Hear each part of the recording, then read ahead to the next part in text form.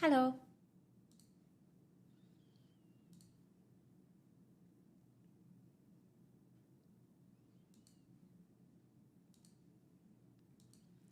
I'm getting the chats popped out so I can see them.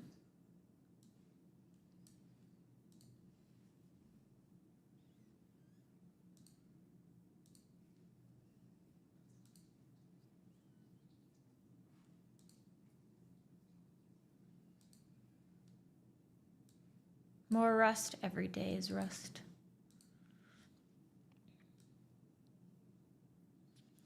Yippee! All right, you guys.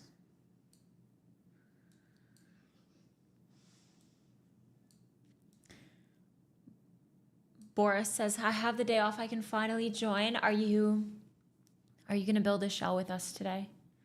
Are you joining the shell journey? Actually, that reminds me. I think YouTube was cutting off. I got to fix the Nightbot command line for YouTube.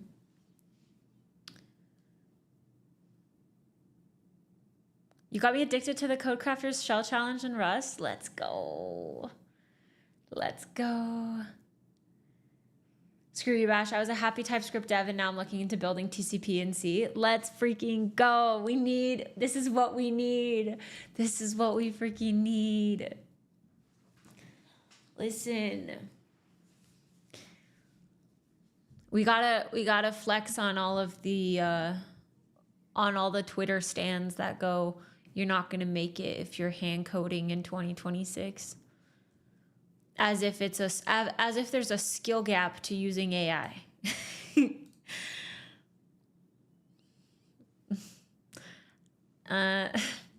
Sir, you know? Okay. Hello, Nightbot. I will be saying Claude to re-rest. Claudio. Our good friend Claudio. Oh, here we go. Happiness is overrated. What? My skill file better than yours.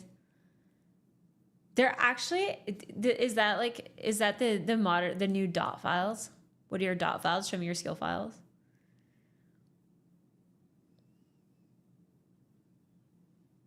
Oh, making a joke about you having top 5 type fonts. For what it's worth, it could be, I don't even know if I have any mods in the YouTube chat right now. It could be the built-in moderation. For what it's worth. You could have gotten auto-modded in, on YouTube.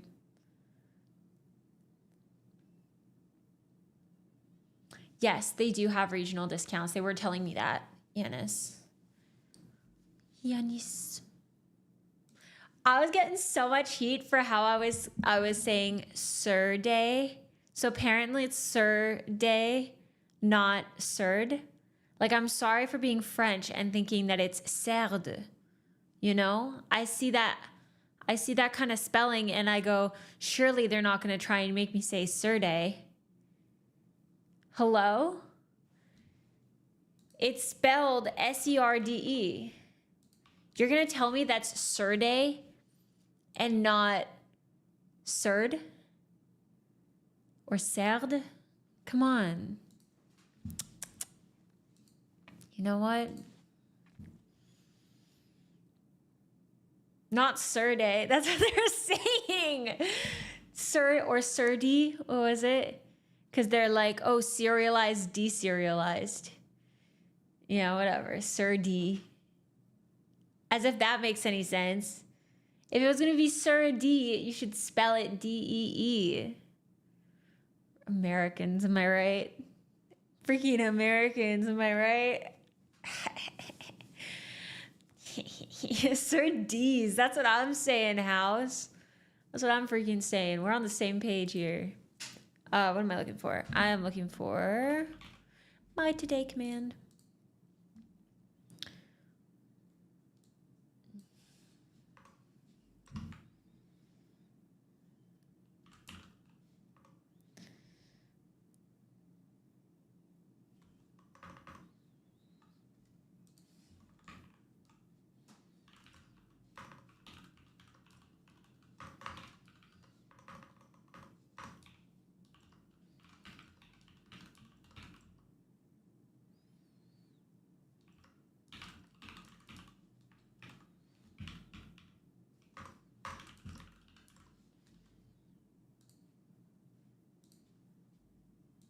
How many actual languages do you know?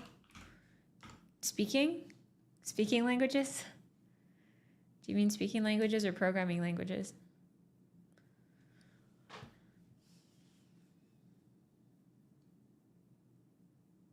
There we go.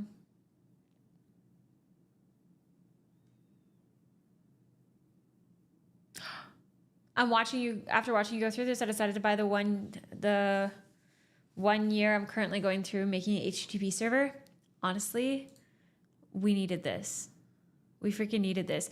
This is also reminding me of how valuable it is to just like write down some freaking tasks for your project before you start trying to write code.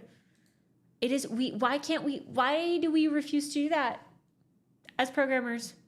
We're like, no, I just want to write code. I just want to build. I just want to freaking link and build. And then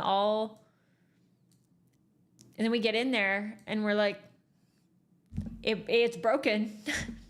It's broken. I've sunk 20 hours into this thing and I'm realizing I have to rewrite the whole thing. 10 hours programming is better than 1 hour of documenting.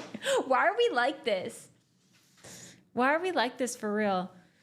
Okay, wait, Twitter apparently needs more encouragement to hand code, as if that's not just coding. So I'm gonna take a selfie for Twitter and tell them to get in. We're building a shell. I don't know how to do anything. Like, I don't know how to not throw up a peace sign with a selfie, TBH.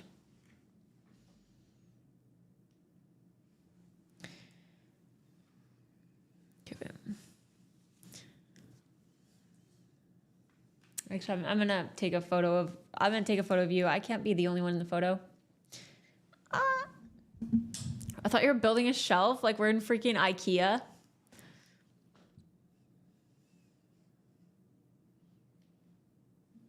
Okay.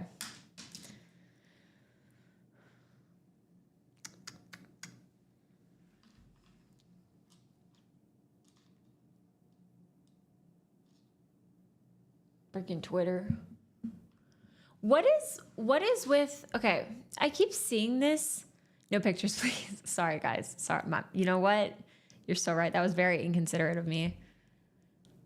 I should have made sure you were all smiling before I took that. Kind of messed up. What is with this new trend of people saying NGMI on Twitter? Like, why are devs telling each other you're not going to make it? While meanwhile, it's like you're not going to make it unless you voluntarily let your skills atrophy. Hello? NGMI, it stands for not going to make it. Yeah. I don't understand. Like, what is the point? Why are devs telling each other that when, like, it just seems that it's just so, yeah, it's such a weird, it feels like such a weird thing to say, because I'm like, I feel like we're all in the same industry right now. Like, you deciding that you want your whole workflow, you're going to delegate that to AI. You're allowed to do that. Okay. That's your choice. But to like already where it's like the field that people are feeling so much pressure and uncertainty to like kick down at other devs and be like, I'm freaking better than you because I'm using AI for everything. Like, huh? It just, I just do not understand that at all.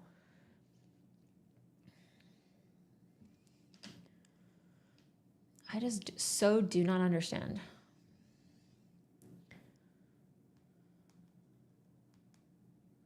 Should I say, is it mean if I say get in loser online?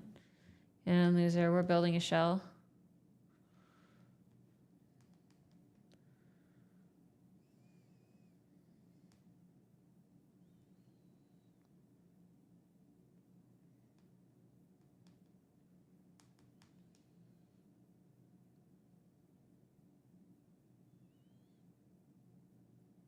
Yeah, I just don't understand it.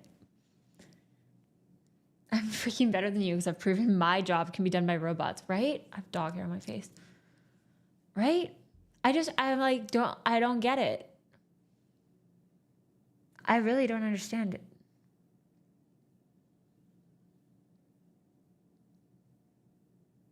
Yeah, I'm like, is that what you're telling yourself in the mirror every morning? Like that meme of like the WikiHow. Do you guys know that image from like WikiHow? Where it's like the guy in the mirror and he's like pointing to himself, like telling himself something. It's like, you're NGMI.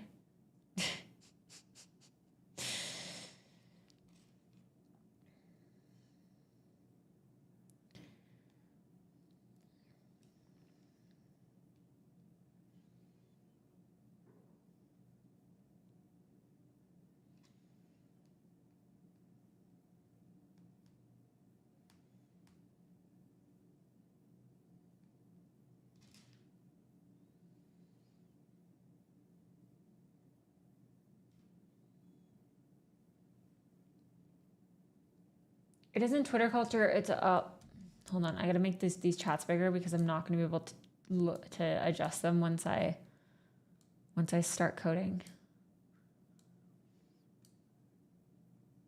They feel the need to justify their AI use because they know it's hurting them. It must be that. That's the only thing I can think of. It's so strange.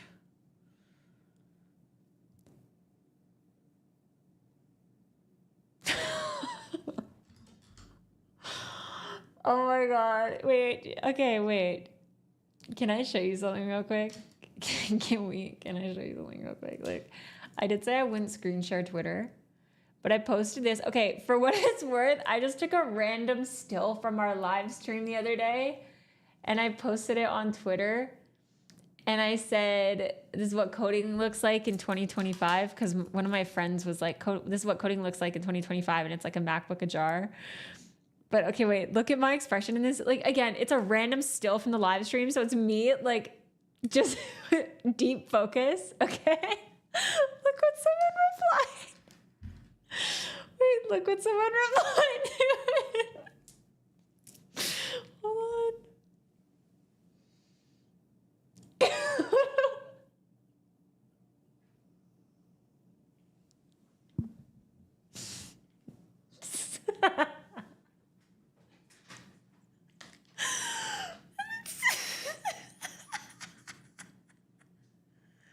I'm crying.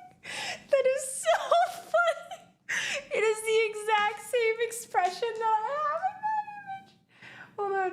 Guys, you guys see it again. See it again. Look at it. Okay. And then it's the same photo. It's the freaking same. Oh my God. No, Twitch chat and YouTube chat are not connected. I'm literally crying. That is so funny. Oh my God. Yeah, that was awesome. That's just 2026. I think that's what I said. Wait, is that what I said?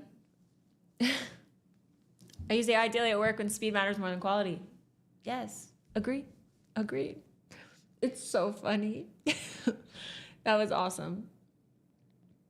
Just so fucking funny. Yeah.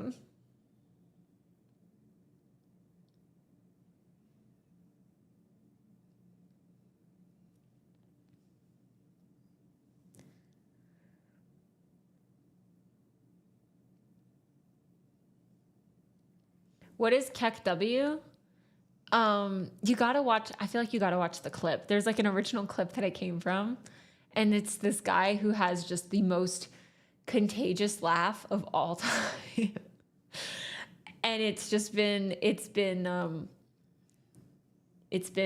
what do you call it when like immortalized, lives on forever as KEKW. Yeah, it's awesome. Okay. Yeah. It's really funny. You got to look it up on YouTube. You got to do it. Building a Ghosty competitor. So Ghosty is actually a terminal emulator. We are just building a shell, which is what you run in a terminal emulator. And I'm doing it with code, like through the CodeCrafters project, because I don't fucking know how to build a shell. You know? But do I want to learn? Yes. And one thing that we found out yesterday that's super sick is that you can compare your solution, you can look at code examples. Hold up. I have to switch over the keyboard and stuff. Hold on. It's great. So if you do ! today, you can get a link to you can get a link to CodeCrafters. It's a referral link so that they know that I sent you.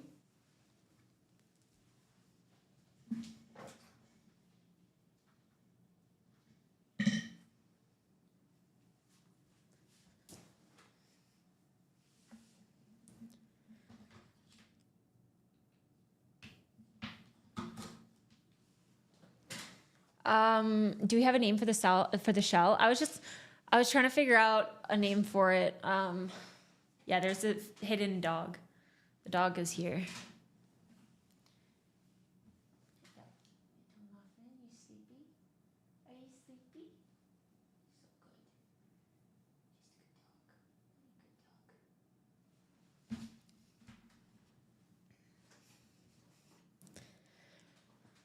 Hidden doggy. Why put a keyboard under my desk? Like why have a keyboard tray? Well, at first I got it because I have a sit-stand desk, but I found that the desk itself, it only goes so low and it still felt too high for me. So I got this because I was also kind of like, I don't know how it like came to mind, but I was just kind of like, hey, I feel like that could be, if it's good, could be really convenient. And then I tried it. I bought, this one is the Vivo. It's by a company called Vivo. And it's actually really sturdy. It doesn't rattle or anything at all. It's really good. And it saves me a lot of space on my desk because I have a lot of things on here. I have 2 laptops, an iPad, a notebook, like 5 different lip balms, a Stream Deck, a decently sized audio interface, my mic, monitor. Yeah. Do I check YouTube chat? I do. We need a chat poll for the nails color. It's pink. Oh, to vote for next time? We can do that. If you look closely at the video, you guys, bashbunni is not a real person. She's AI. Guys, look closely at the video and you will notice it. You're so right. You're right. I really like seashell. Yeah, I think we're going to call the shell seashell. You're missing a 3D printer. I don't want to get into 3D printing. I'm not interested. I don't want to. I don't know if I'm getting thanked for follows. Or sorry, on the pop-up that pops up. Setup tour. I should do an updated setup tour. TBH. It's so funny though. I was telling chat the other day, my desk, the company that I got my desk from back in like 2020, they pivoted. They're now an AI company. House, thank you so much for the 5 gifted. What the heck? Thank you. Congrats to everyone who got a gifted sub. I hope that you enjoyed the ad-free viewing. Yippee, that's awesome. Yes, thank you. I really appreciate that. I'm sure the rest of the community also very much appreciates the gifties. So thank you, House. YouTube is a little bit delayed. YouTube has to be delayed for 4K. Also, yeah, I think also for subtitling. I think. Yeah, I could do ultra low latency, but I'd have to do 1080p. And I feel like that's not as good for me. Because when I want to repurpose the content, it's a lot nicer for me to have 4K footage to work with.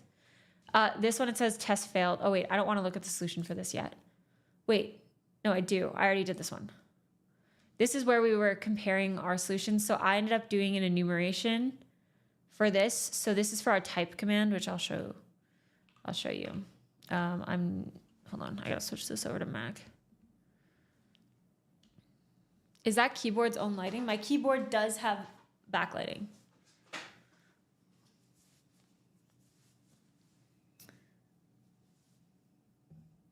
Holy delay, Batman. I just changed from YouTube to Twitch. The crazy thing is that the YouTube stream should also be at low latency.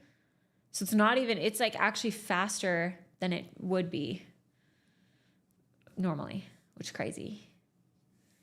Yo, thanks, Denzel.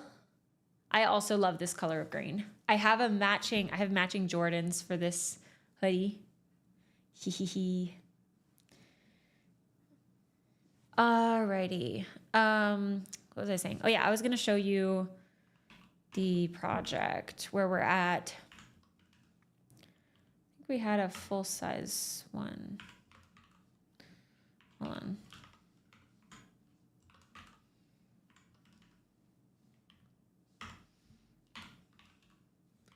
This. So basically we wanted to do like type hi and then say that that's not found.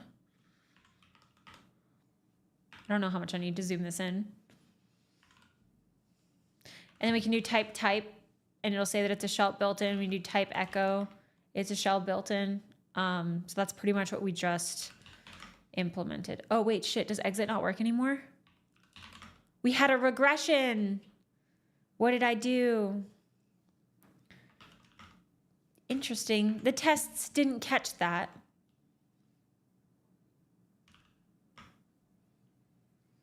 I love your content. Thank you. That's so nice. Can it PWD or rookrep? Not yet. Not yet. She look like Zelda. Okay, so first I gotta take a quick look at this exit thing. What's going on here? Oh, it's probably because right. Yeah.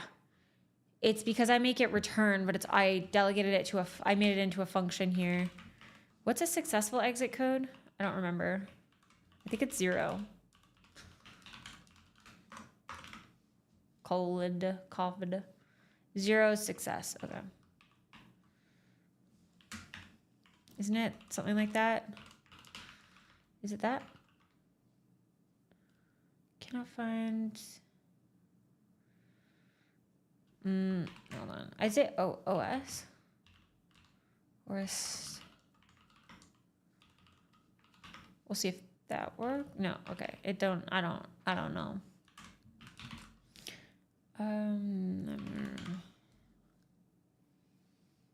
SD process.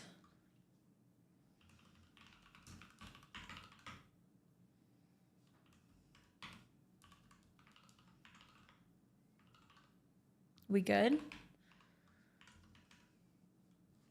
Are we good?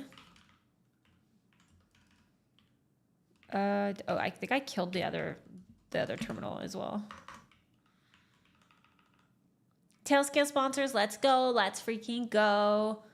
We have Tailscale sponsoring the stream. So if y'all want to learn more about Tailscale, there's a link in the description of the YouTube VOD, and then also it's linked on my on my Twitch channel. They have a free tier that is like free for individual use. And if it's a company, the fact that they give you their free tier is insane. If they're a company that you want to support, they do also have paid plans, and you can get 3 months off or 3 months free with code bashbunni for any of their paid plans. So yeah, we be partnered with Tailscale. They're if you are self-hosting or wanting to get into self-hosting, it's like a no-brainer. You have to look into them. And you guys know I already have been using Tailscale. It is so good. It is so good. The ease of use, like, because WireGuard, just in general, WireGuard is such an amazing protocol. Such a great innovation for like the VPN in the VPN world. But just making it like Tailscale, making it just so much more user-friendly, easy to access, easy to configure. You don't have to tweak it as much. Really good. Really, really good.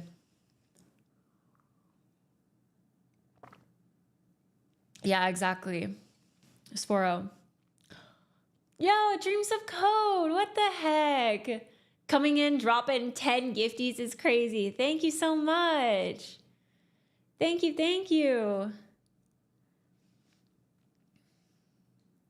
Yeah, I liked seeing what you were building yesterday with the quote tweet on Twitter. Dreams of Code is a fellow Rust dev. You know, I'm just beginner, but they're also on the Rust train this year.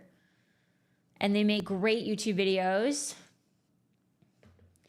I don't know, do you stream at all? Oh, I was going to give you a shout out. I'm not connected. I can't type in my own chat right now.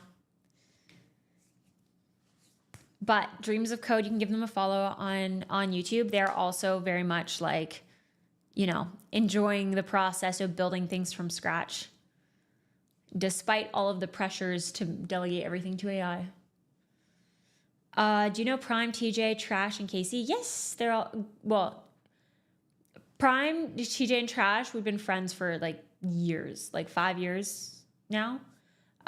Casey, I don't know as well, but we met at the tower and he seems lovely. One of those things, it's like a good friend of mine is is a friend of a friend is a friend to me, you know?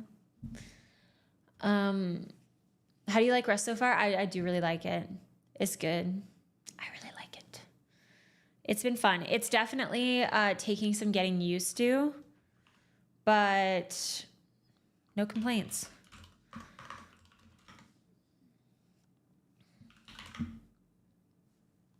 We fixed it. Okay. Fixed that. No.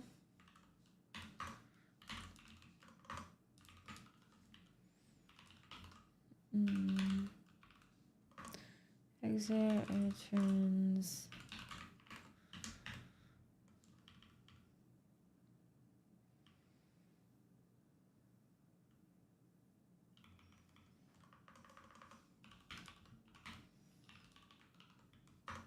That's honestly not a great commit message, but it's okay. The text is too small for you to see anyway. Do I have to push that? I like kind of don't. What is happening? It's letting me?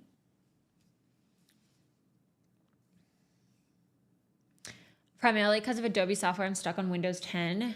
Ooh, that's rough. What programming language would you say you're the most comfortable with? Go. Definitely Go.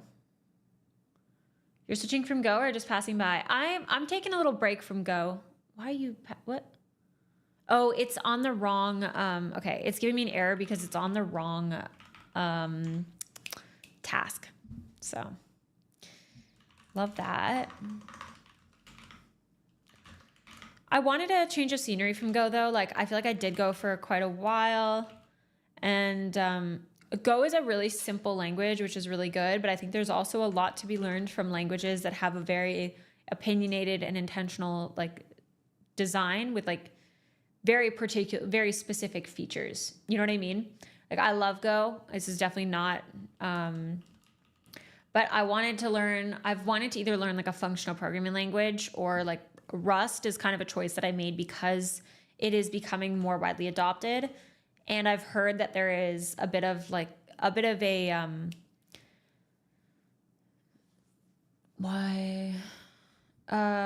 takes some time to learn. My brain stopped working for a sec.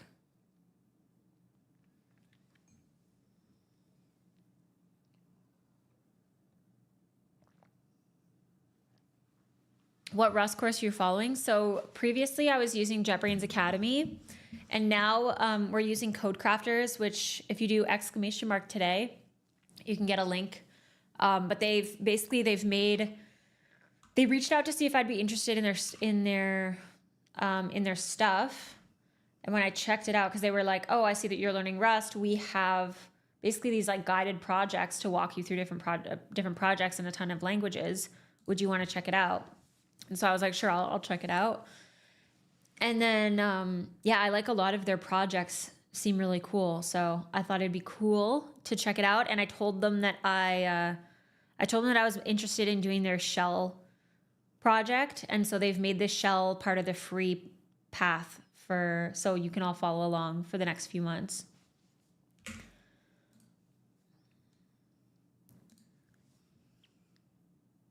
This is not right. Did I just, wait. Hello? Oh, wait, no, implement type. No, that is right. Okay. So this is probably for cat. Path. Okay, you'll extend the type built-in to search for executable files using path. Where is cat in here somewhere? I guess it's gonna... I'm a little bit confused where cat came from. pwd command, cd command. Okay, we'll find out. Okay. The shell will, if the path is set to that, the shell is going to look for executables. Oh, I see. That's what the cat command is. It's probably an executable in one of the test directories. Check if the command is a built-in. If it is, report as a built-in and stop. Okay. So let's just go to the top here. I'm just going to write this in my editor. Okay, so we want to, check for built-in. Use basically current handling for that. And then if it's not a built-in, oh, and this is for, if it receives a command input, your shell must follow these steps. Okay, so this is for type.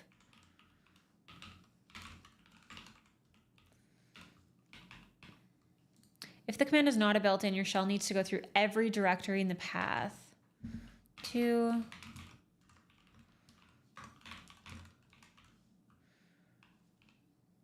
learning curve is the word I was looking for, yes. Also, Dreams of Code, thanks for the Prime. I really appreciate that. And I'm sorry if you said anything in the chat and I missed it. Only username, thank you for the tier 1. I appreciate it. Thank you. This green really suits me. Thank you. I really like this green as well. This is, I think, one of my favorite colors. And when I saw it was kind of a bit like trending, I think either last summer or the summer before or something like that. And I saw a lot more stores had this color and I was like, I got to buy them all before they're gone. Do you know Lori Kirk? Is that from Lori Wired? We have not met. I don't know Lori very well. I've never spoken to Lori. But I know that she makes really good content and I think it's really cool that she's so technical. Your shell must go through every directory in the path, and for each directory, it's going to check if a file with the command name exists. Okay. And then it'll be okay, check file name, check is executable.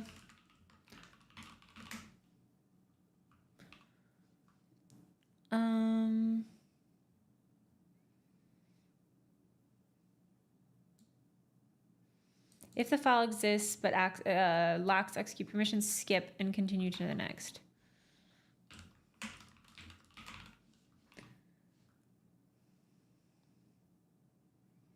No, I don't know them iced. Rust may be my next one, but we are using Go here at work. Come to C++ land.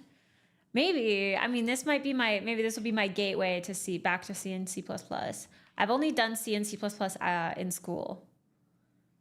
If no executable is found in any directory, print command not found. Okay.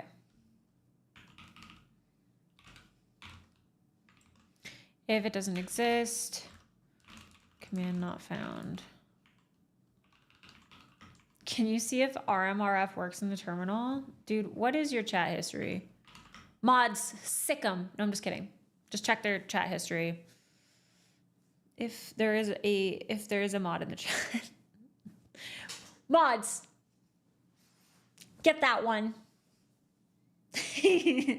I'm just kidding. I'm sure it's fine. They don't say that to beginners, okay? Don't be mean. At least yeah. At least I know better. Wait, I'm a good guy though. Maybe. All right.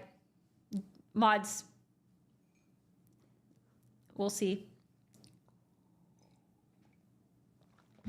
I'm like that girl from Monsters Inc. I'm like, I've got my eye on you. Mike Wazowski. All right. Check for built-in. I'm using my current handling for that. We're also going to look at all directories in path. Now, where is path? Where is path defined? The tester will execute your program with a custom path like this. Ooh, interesting. Okay, so they're giving the path as an argument when they run that. Most languages provide functions to check execute permissions for a file. It can include directories that don't exist on the disk. When parsing the path environment variable, remember that the delimiter can vary by operating system. Use OS agnostic path handling. Okay. So it's going to be, they're going to do like cargo run, and the path is going to be that. So in main, can I get the arg? You see args. What is this? Okay, wait. I'm just going to look up how to do this in Rust. Rust get running your function.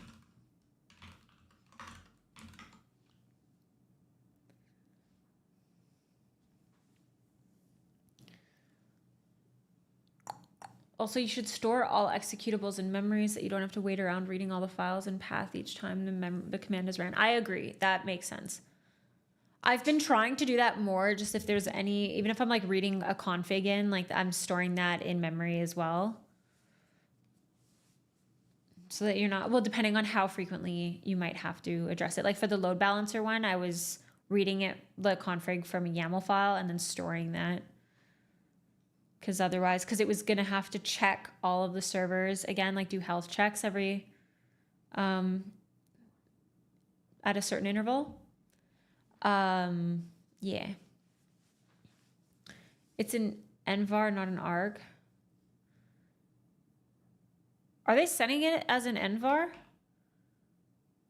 Wait, are you right?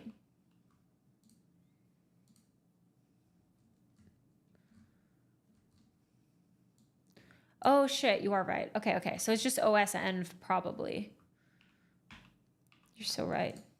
No, but then I don't want it to get I only want it to get the path provided. Okay, wait. Only check.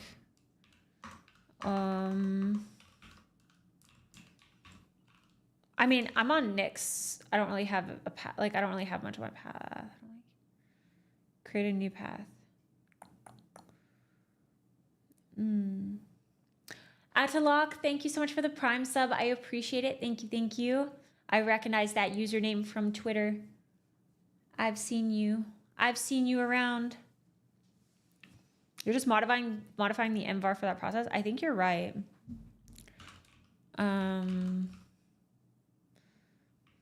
Okay, I think you're right. All right, fine. Rust. Real recognizes real. That's what I'm saying. They freaking said it. Hell yeah. Hell yeah, brother. All right. Env,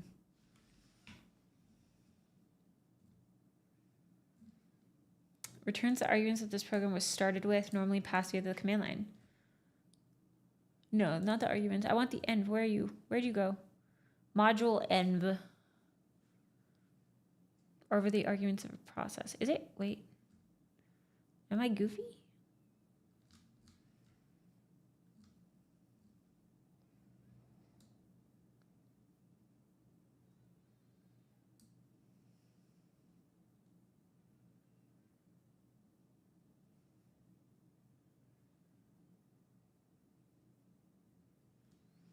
don't know when I'd use var versus var OS.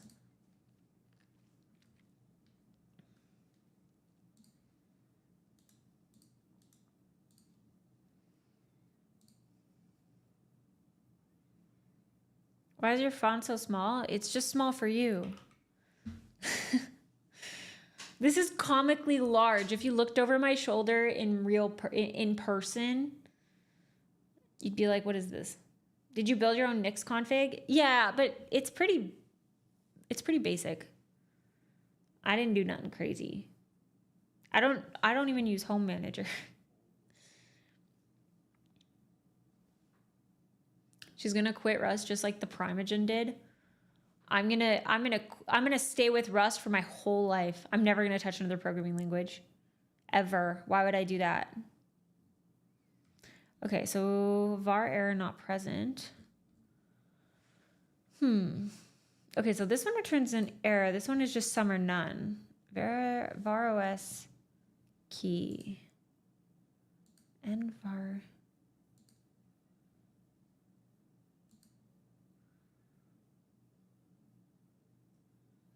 Yeah, what if the path is empty, then we just don't do nothing with it. So I think I'm gonna do var OS.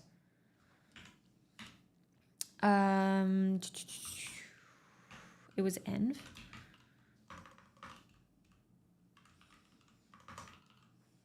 Env. This one.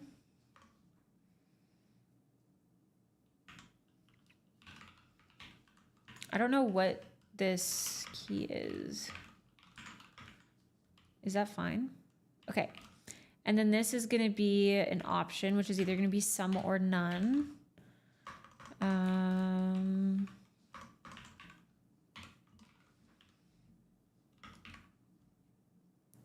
I probably have to change that a little bit. If it's some and some value, then we're gonna make it. You know what? I should probably type this out in plain English first, TBH. Okay, then we have.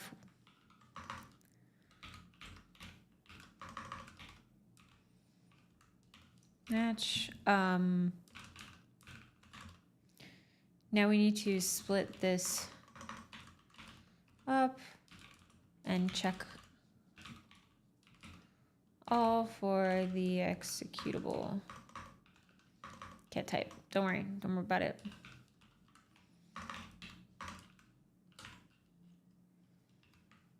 Merp, merp.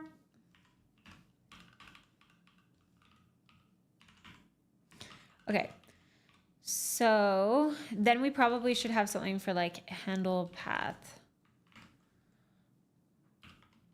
And then we'll do none, means there is no path. So no path provided. We move on. Move on and just check the built-ins. Is that one word? Oh shit, you use NixOS? I have questions. What questions? I like returning error versus struct and using nil as the none value. I like returning error versus struct and using nil as the none value. Interesting.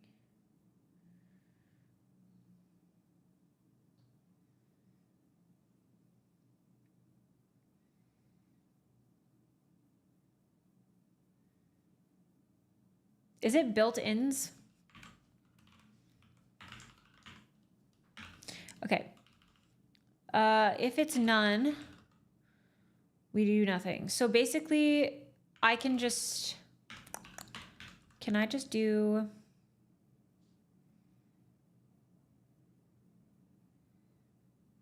Oh, I see what you mean, add a lock, yeah.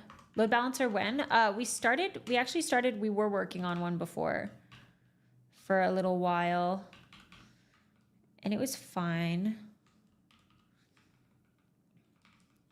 Okay, so we need something to handle the path as well. So by command, I have handle echo. Eval is to check all of the things. I'll probably add a function for handle path. And this is going to, this This means a path was provided. So zoomed in. I'm about to quit programming and still watch dev streams. Probably these days it's more fun to be a viewer than programming. What? Why? Sometimes programming is, sometimes it feels shit. Sometimes it just feels shitty.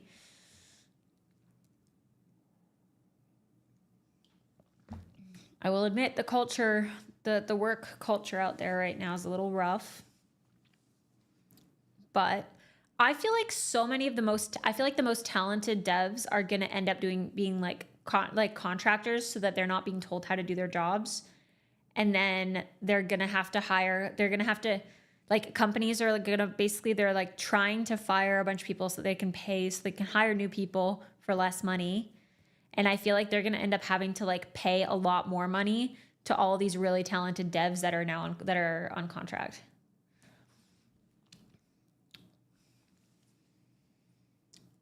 I made the mistake of overusing LLMs the last few months and I'm unable to write code. I will say that it is a really like hard place to be, because it's going to feel so much harder than it ever has, because like you're not used to moving slow, you know?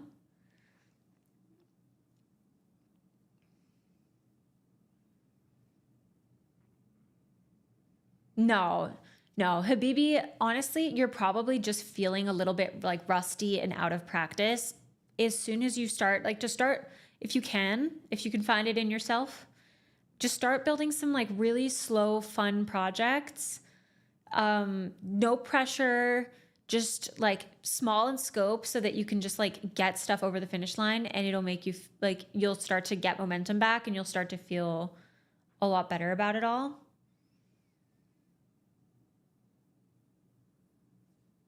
J Code says, that's funny as heck. I quit my full time a few weeks ago and I've been contracting since, making about 30% more. Yeah.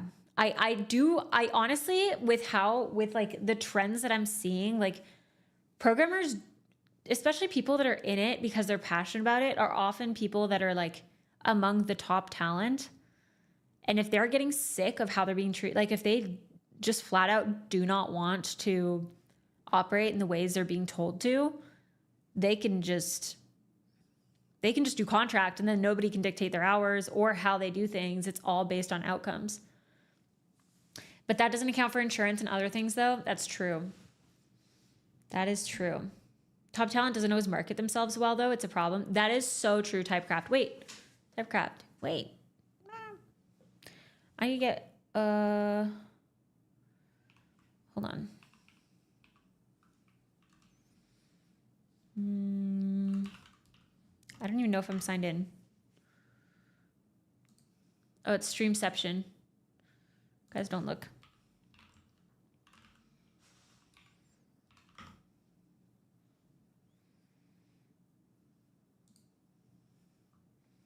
Yeah. So honestly, you see that in every field though. Like, I think that's why you'll see some people that are like doing really well. I see this a lot, especially in like the content space, because you'll see some people that are like doing really well. And they can't do it full time because they're like, that side of the business side of it is like, and being able to put into words the value that you bring is really difficult.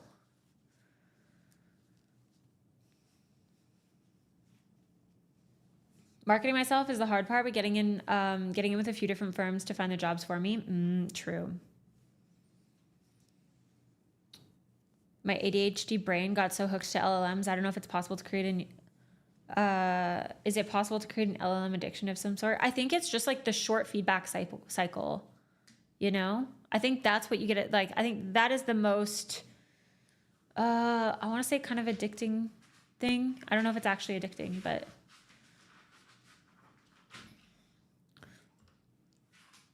also too, I feel like we're going to start to see less stability. We're going to start to see less stability in a lot of the software that we're using. Like already I'm noticing it in some different tools that I'm using, where I think a lot of people are going to be like, oh, is there a non-vibe coded version of this?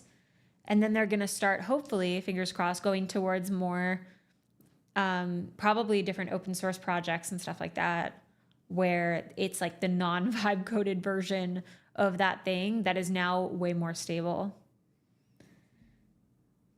You can say WhatsApp, it's okay.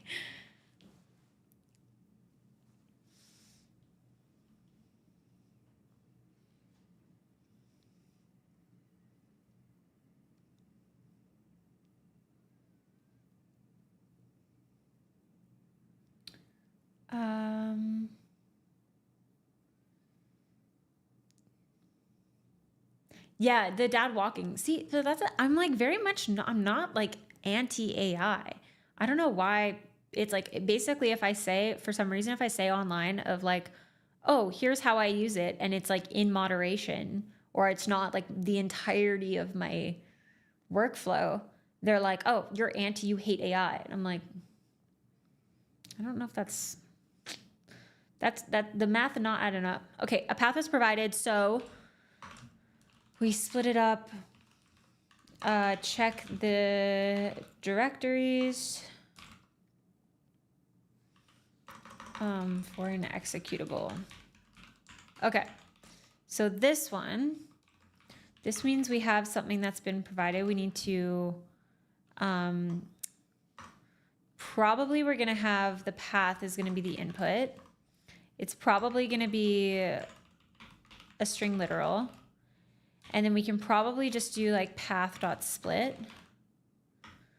The pattern, I think it's set, oh wait, there's gonna be, we want it to be OS, work for any OS. So we need, is this the thing?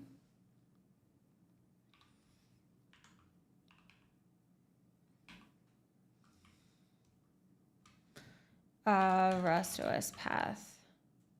Separators? I don't think it's path separator. It's like, hold on. It was saying, where are you?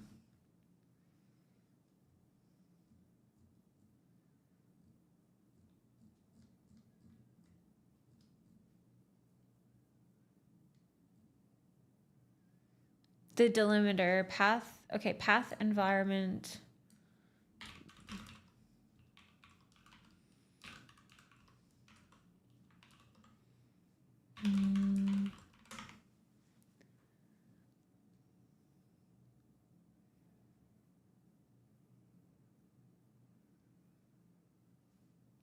I've tried to get basic patches in GRP curl, Trinas, and some others. Every single one is averse to doing any work now. Wait, what does that mean?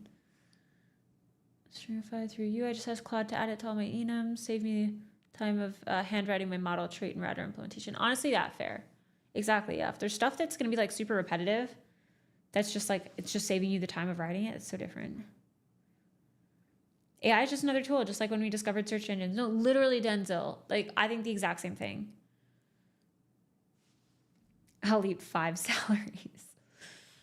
Eating 5 salaries for breakfast? Is it still just env? Probably. I feel like it's probably in here.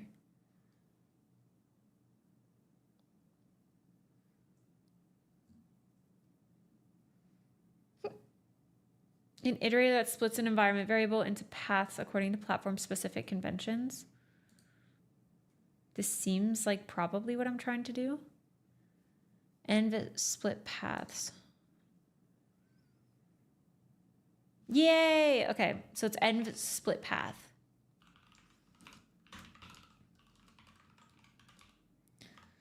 Okay. So this is going to be, this is probably going to return a collection of some kind. What do you do? Split paths. Oh. Parses? Okay, hold on. I need to figure out how to resize this window. Oh, wait, there we go. Okay, returns an iterator over the paths contained in, oh, okay. So it's a PathBuff. PathBuff iterator. Okay, so that means we can check this first. So this is going to be an iterator. What do we want to do? We want to check if the directory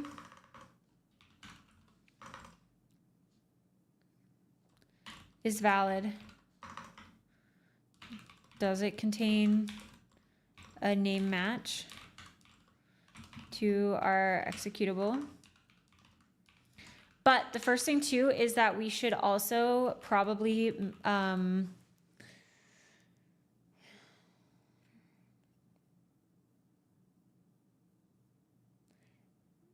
so this we should probably map to some, okay. We'll do that after. We'll make it, we're gonna have this, in this case, we're like doing our one little check. It's okay, we'll get there. I'm like, I need to store this probably in memory because we're gonna probably need to access these. We're gonna need to access these paths more than once.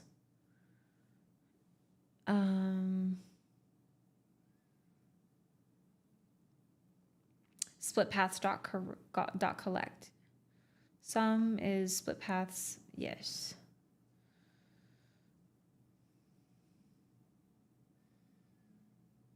A lot of the previously sponsored open source projects are basically unmaintained now because everyone had to pivot to AI Bull. Yeah. Okay, Spidey is saying the best use of their AI within the JetBrains riders. I don't know what that is, but has been understanding or helping clarify the best way to architect the project, as well as helping understand compiler errors and bugs. 100%. I feel like there's a lot of like cognitive load that we used to have to put on like reading through code to try and understand, to try and like picture what is happening architecturally and or like how the system works together, that we can now get explained in plain English, that it just saves a little bit of like cognitive fatigue. You know, it's just like, oh, I can get the same results, have it be a little bit less strenuous, and it gives me a little bit more like juice in the tank to keep moving. That is to say, it is still incredibly valuable to read through other people's solutions to things, but it's nice to sometimes allow it to give you like, yeah, a high level understanding of something to, so that you can jump in and already have that context kind of loaded up. I like that Nike hoodie. Oh, thank you. Thank you.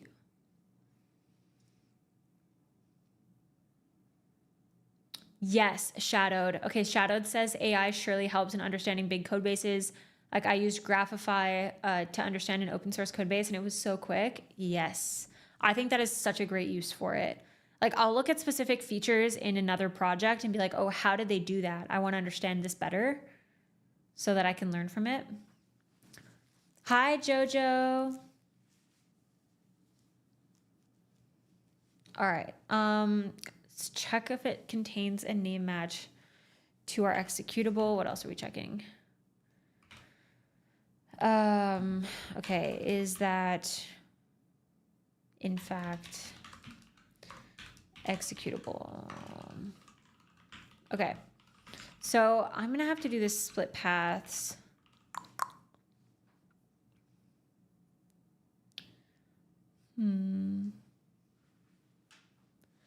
What is the difference?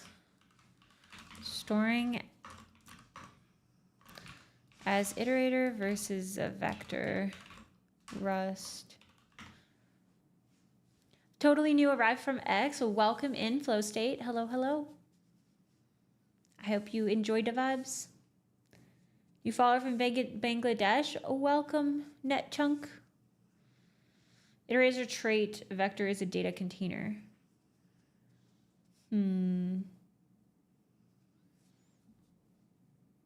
They have no effect until you call methods and they consume the iterator and use it up. We're going to ask Stack Overflow. It knows. I'm just not sure if there's like any kind of underlying anything.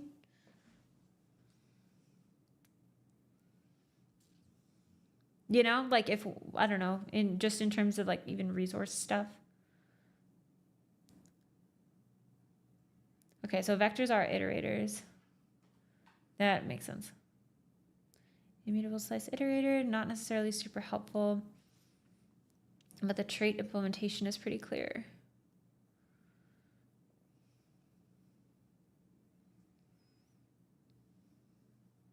Also, if I already know the size, okay, slice versus vector rust. Because I don't need it to be an adjustable size. It's already loading in with the path.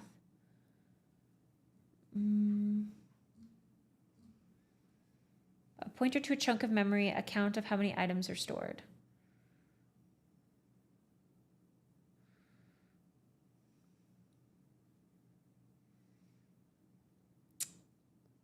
Okay. A vector is ownership of the memory, a borrow of memory. A vector needs to deallocate all the items in the chunk of memory when it is deallocated. This happens when it goes out of scope. The slice does nothing when it is dropped.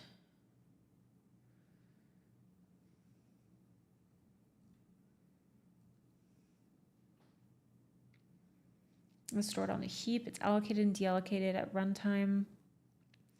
Vector can be used to store any number of elements.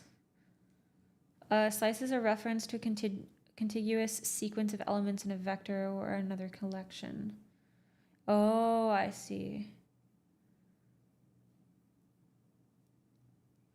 It doesn't store any elements itself. It only references elements stored in another collection. Okay, so you'll use a slice when you want a reference to a subset of the elements in a collection.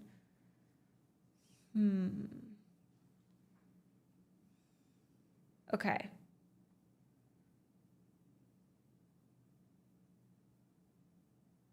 Wait, no, you probably want to slice. Okay, I need to look at this a little bit more for a sec.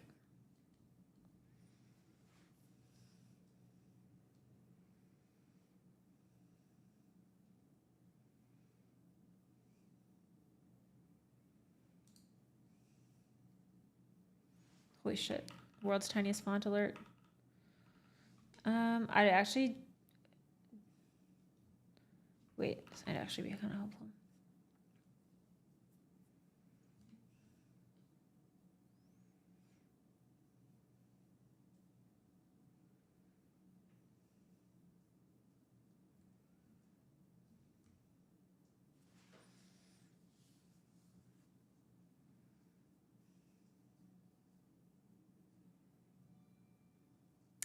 Abu, what the heck?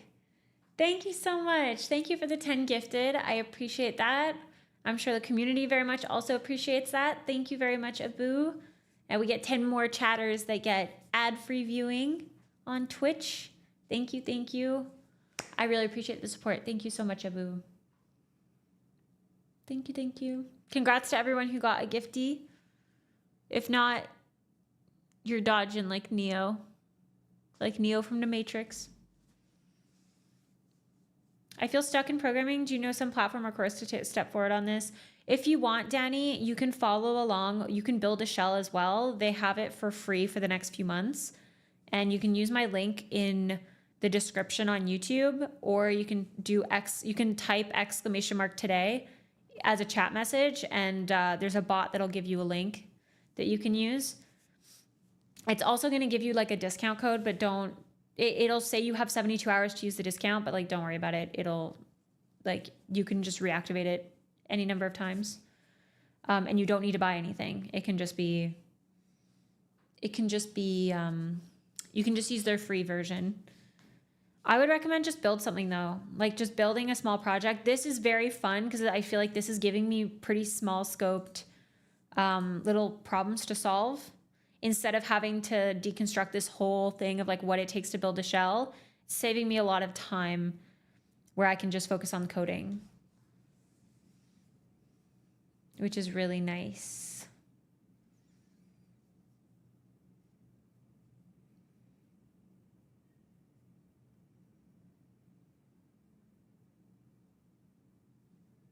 Was that a millennial reference? Neo from the Matrix?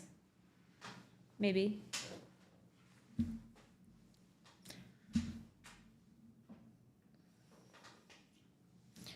Dodge, that was close. Yeah, watch out. Okay. All right. Okay, so I'm trying to figure out if a vector, when I should use a vector versus a slice for storing things. So we're on a mild side quest here, just so that I can better understand the language, make sure that I'm understanding.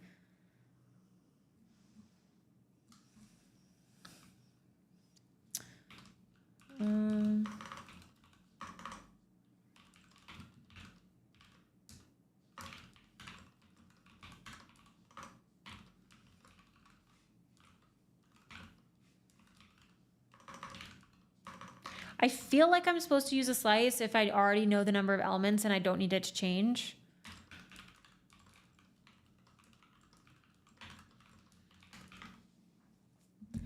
Kish, thank you so much for the Prime sub. I appreciate that. Thank you, thank you. And Mike, thank you as well for the Prime.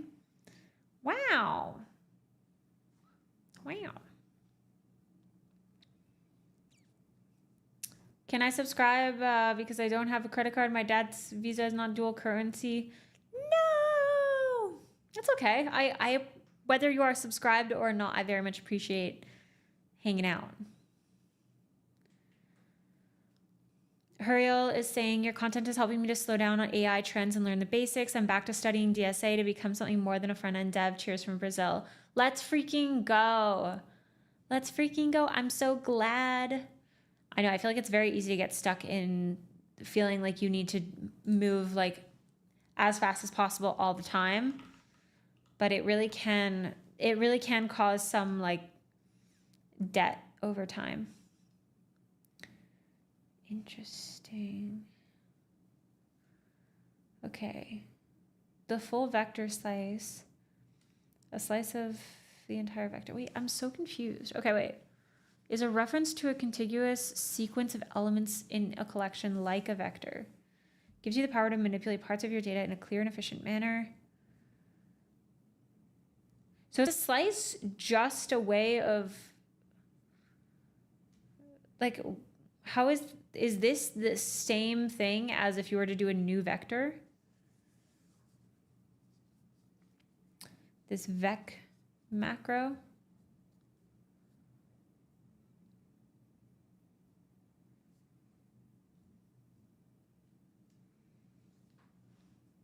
You can grow a slice. This is a macro that constructs a vector. Huh. Okay, wait, let me look at, I'm just gonna look at Rust basic data structures again, the collections. Okay, so it is just vec. Okay, so I think it is just a vector.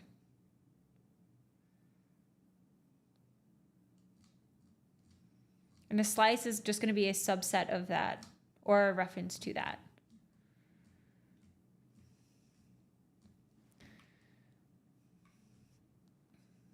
So vector, I think, allocates space and memory. And slice, I think, is just a reference to existing space and memory. Yeah. Like how slices and Go are really just pointers. I think that's where we're landing here. Okay. So we can do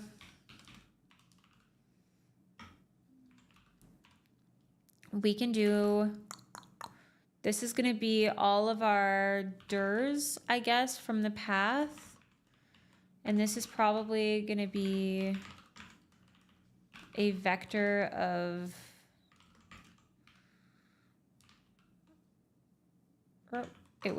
it did give me, I think it's PathBuff, right? I hate when it's so fast to do the suggestion that I miss what it was saying. Is it gonna, there we go. Okay, SC path.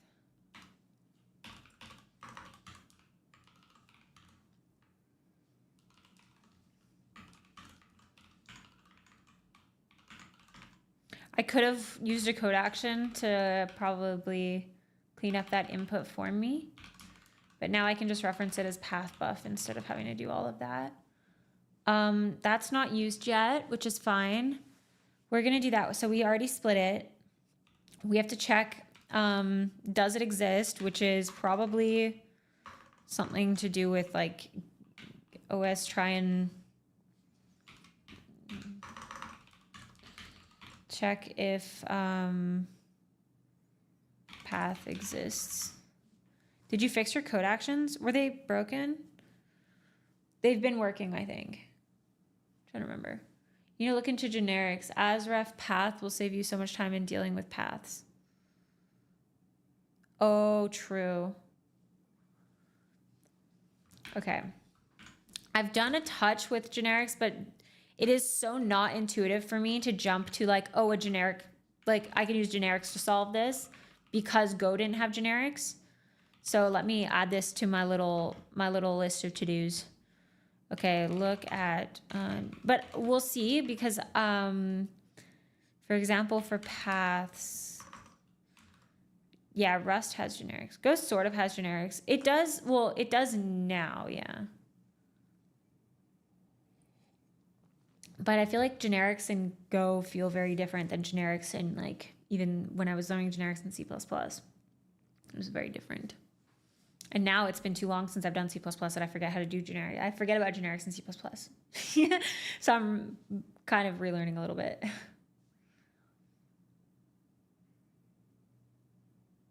Sort of is doing a lot of work there. How much basics am I lacking to build this project with you? You can state when you start the project, it'll ask you how advanced you are as a developer. And you can put, or actually, I think it's just how new you are with the language, and it'll tailor the project based on how new you are with the language. Okay. Look at generics, paths in particular. All right. Don't worry. Well, we will be asking AI after this how to improve things, and it'll probably be like, and honestly, maybe even Clippy. Will Clippy tell me?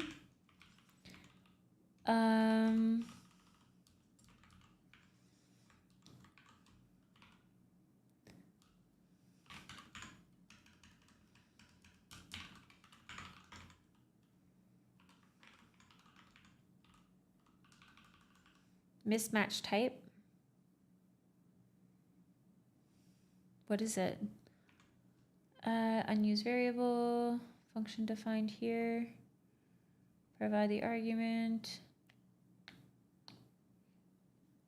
Yeah. What is it mad about here? Mismatch types expected. Found on OS string.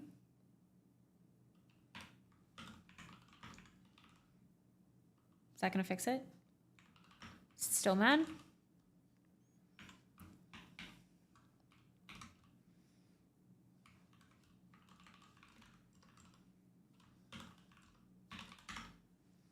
Path is an OS string, not, what is the difference? You can do toString, which returns a result. You can unwrap the OS string.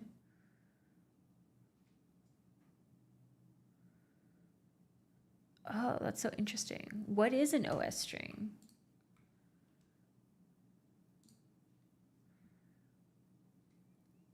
Oh boy, Rust strings, literally.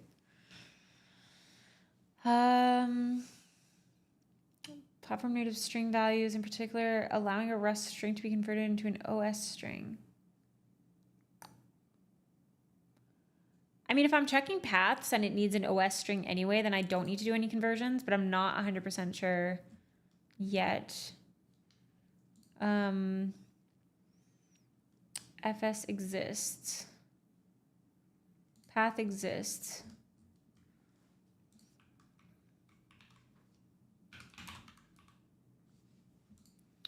Returns true if the path points to an existing identity. Okay, so path reader. Path new. What does path new take? What is this?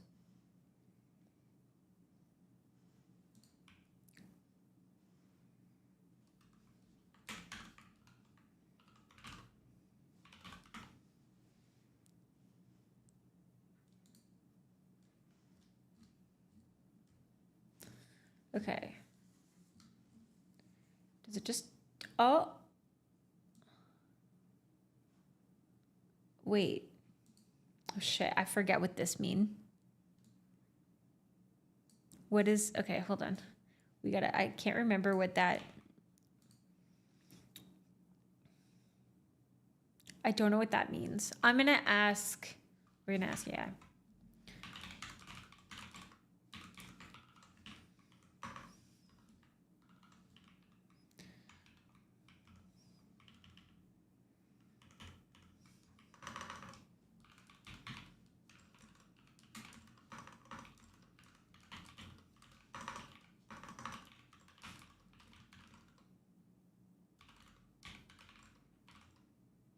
A function template, S is the generic. Okay. Implements the asref trait to yield an OS string.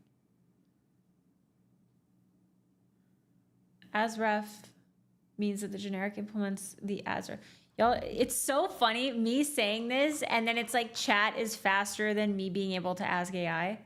They're like, please, you will not ask AI. You will ask us. We the people. Okay. Okay. You know what I wish? I wish that I had these. Wait, I wish that I had these docs, but in my terminal, or not my terminal, in my editor, so that I can.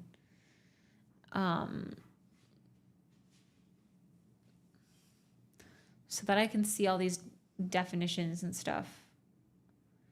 You do have it in Rusty docs.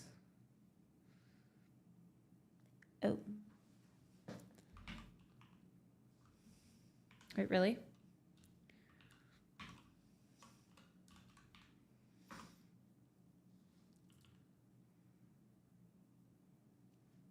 But that one, I mean, it's still open to the browser, no?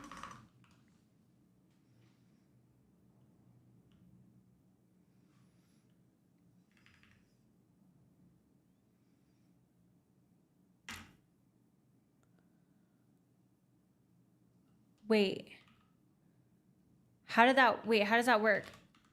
It was telling me something crazy. Convert Rust HTML docs to .org and browse the converted docs. I thought that would do something. I thought that would give me something. Life-changing.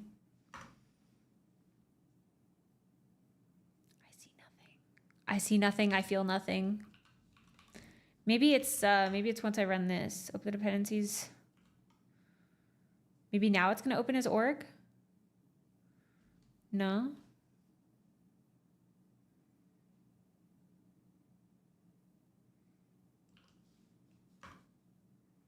I don't know where it would open. Yeah, I don't know. I don't know how that works.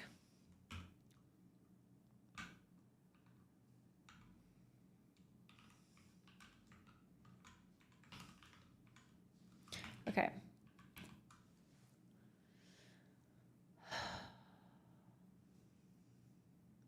Hold on. I might actually need to open up Twitch on this computer because I can't keep up with you.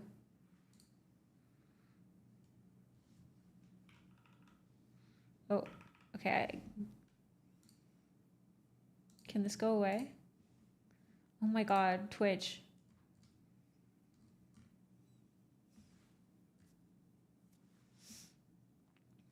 Chat has more RAM than AI. You know what? You're right. Do you have Rust Analyzer installed? I do, yeah. Okay. You're using Emacs? Ew. Oh, maybe. Emacs something. Chat has a larger context window? Okay, hold on. I'm gonna hide for a sec.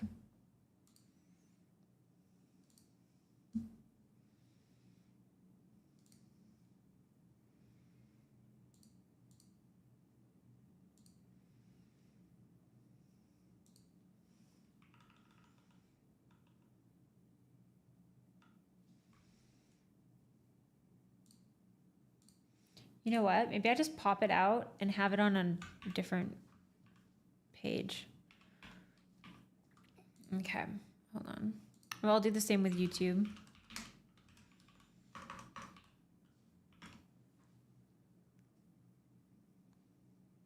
Have a link to the page where Bash is recommending us to go earlier. You can do exclamation mark today. It'll give you, if you do exclamation mark today, it'll give you a link to CodeCrafters, which is where we're following the Rust build your own shell. Okay. I am using a split keyboard, yeah. All right, we have the chats here now.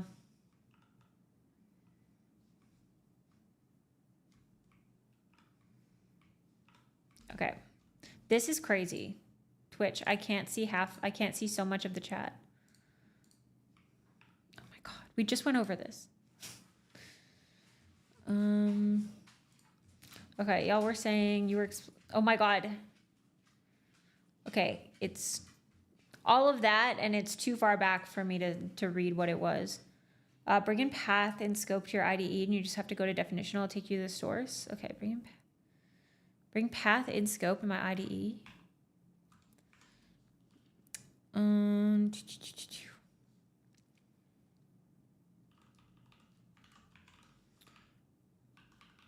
Wait, like if I do this.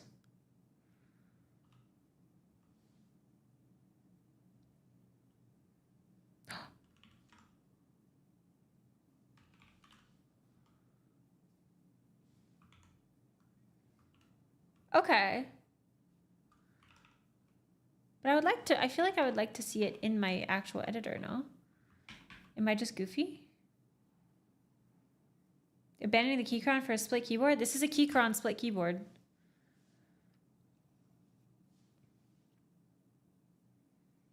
You could use Chatterino for this? What does Chatterino do?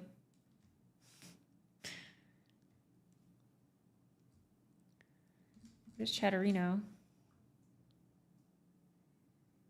You go to def on PathBuff. You'll see all these methods. Okay.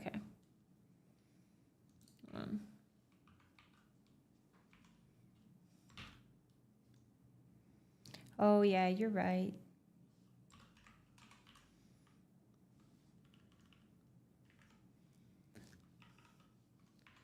Okay, so then it was also what, PathBuff. Okay, the inner is an OS string.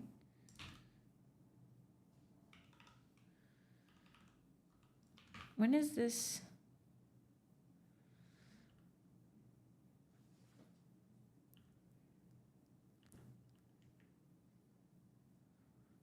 Iterator on far OS.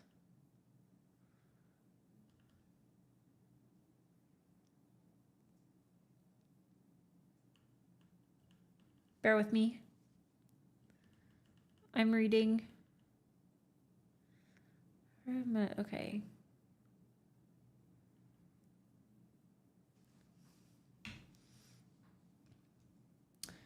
So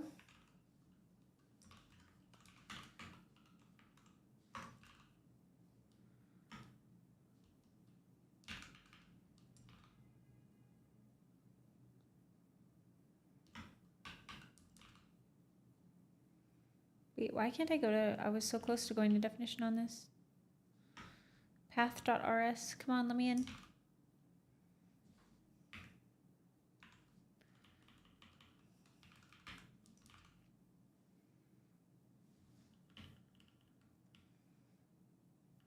Where is my definition? I'm hitting to definition too. I guess it really doesn't matter because I can just do my hover little K thing. Or not? Do I have to highlight this whole thing? Alright, fuck it. Oh, Chatterino is a Twitch client, way better than WebView. Interesting. I wish there was a TUI to have all docs. Can you go to def on PathBuff? Oh, I did that. For some reason, when I'm doing go to definition on this, it's just showing me all of the callers for it, not the actual definition, which is fine. Okay. So you guys were saying if I do path new,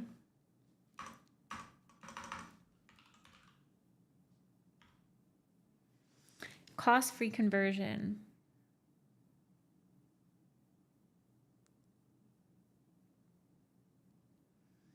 As ref plus sized.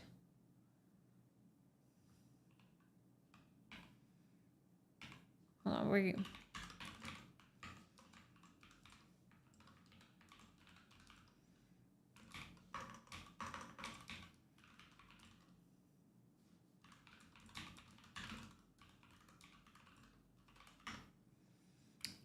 I must ask. Okay, the type you can use for a cheap reference view. You can provide a cheap reference view. The type is allowed to be dynamically sized. Okay. The type that can provide. Okay.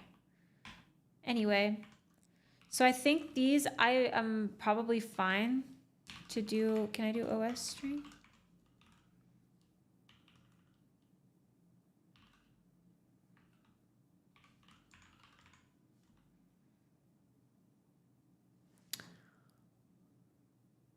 Wait, what do I need to do for this anyway?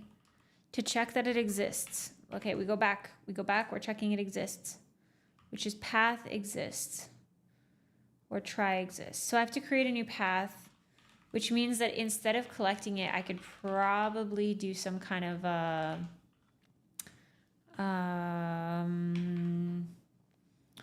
a map. Is this up to date? Hello?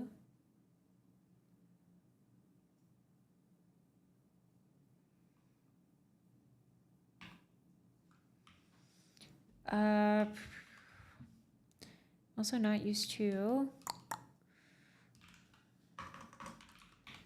iterator like operations like or like yeah.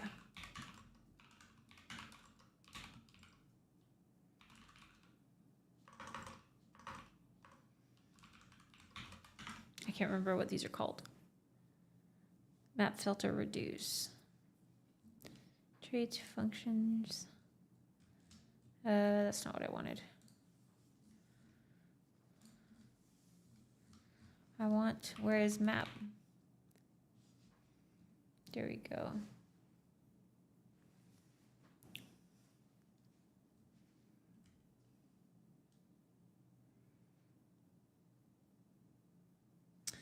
My method calls a closure on each element it iterates over. Still using Sway over i3? No, I'm back on i3. I am so back on i3. Oh, you're right, Lucas. That should have been, I should have said get in, nerd, we're writing a shell. I said get in, loser. Like the movie.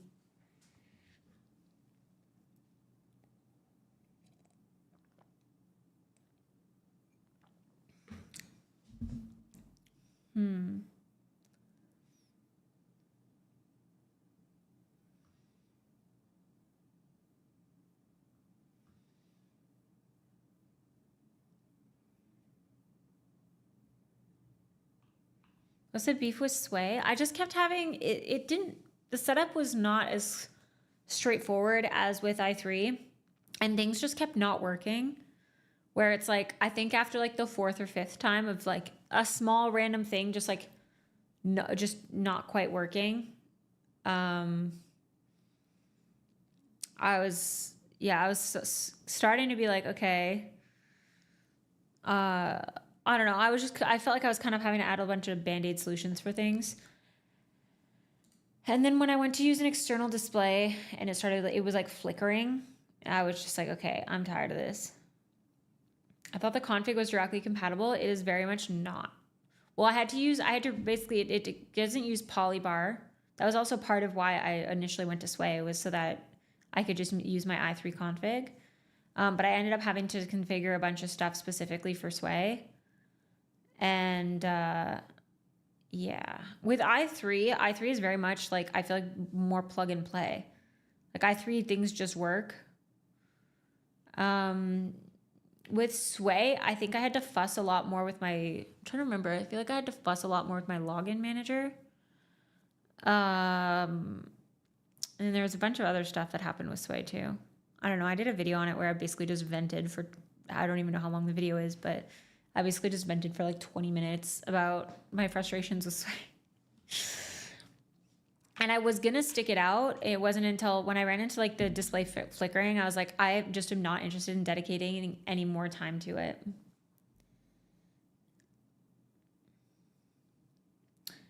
Okay.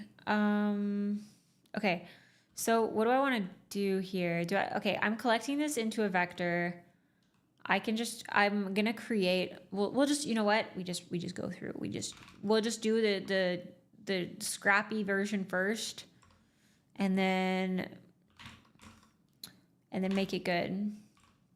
Okay. So for that, we're going to have to create a new path probably. Does it exist? We're going to make it dir. Or maybe we should just do paths.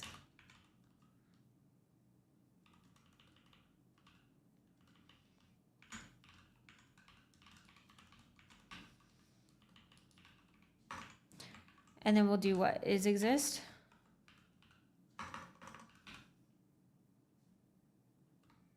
Is this Boolean? Yes. Returns true if the path points to an existing entity. Okay. So for that, if it exists, then we check.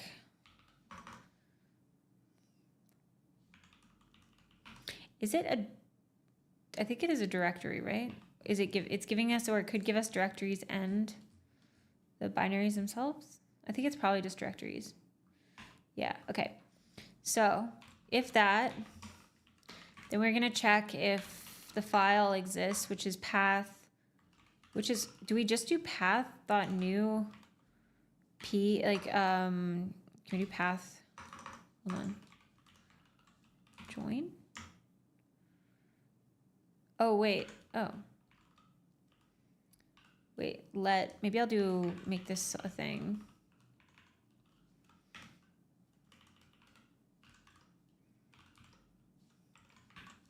It's not PWD, but you know, maybe I'll just make it target.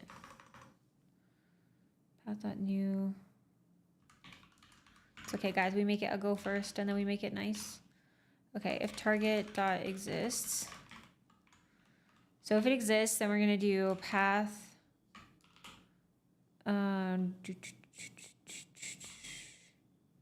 Shit, I forgot what that was. Oh, we were gonna do path join, which is that, and then we have to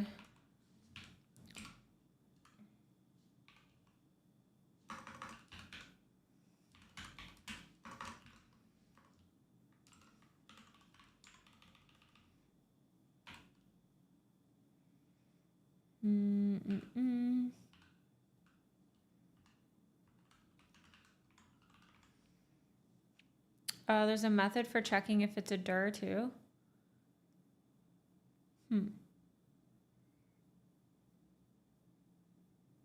Why are we checking if a path exists? Because it might not. They said it could provide a path that doesn't exist on the system.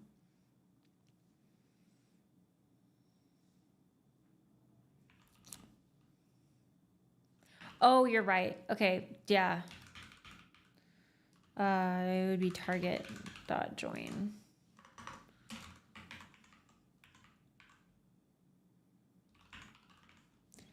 This is probably going to give me what? A PathBuff? Creates a PathBuff, which is, I can't remember that type.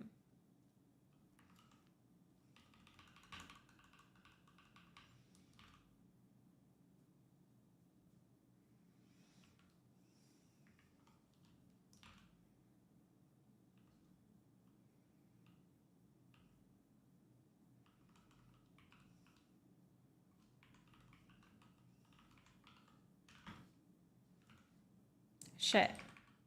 Uh-oh. No, we're fine. It was main. my bad. I got confused. I closed the wrong one. Path.join. We need to see. Okay, okay, so we need to check if it exists. So if we get, it's okay, we make it ugly first, is equal to this.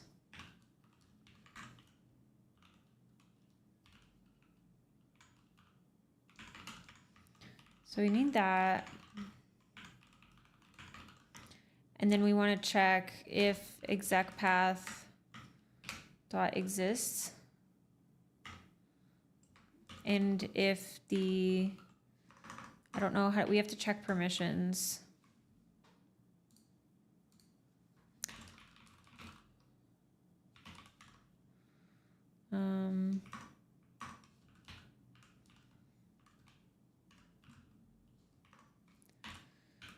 Is executable path.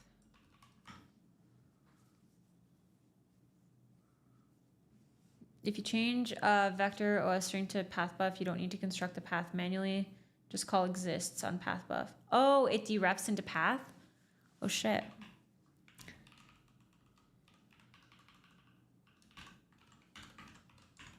That makes sense. Okay.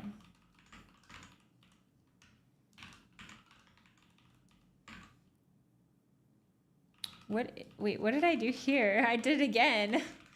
Hello?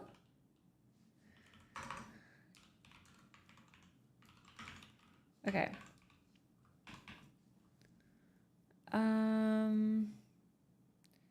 Is executable crate.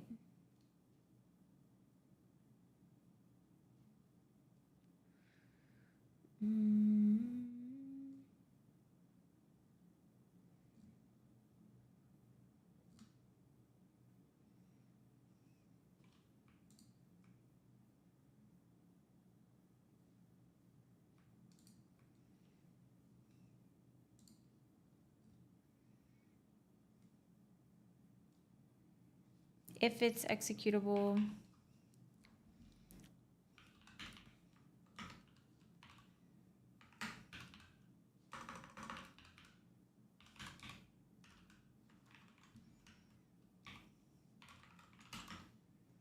yeah, I'm confused.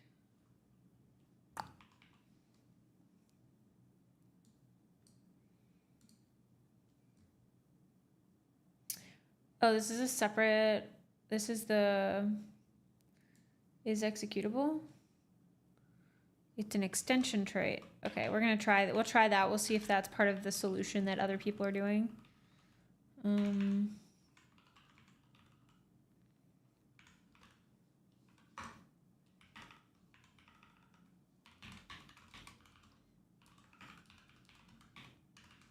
Let me get cargo info on it first. Okay.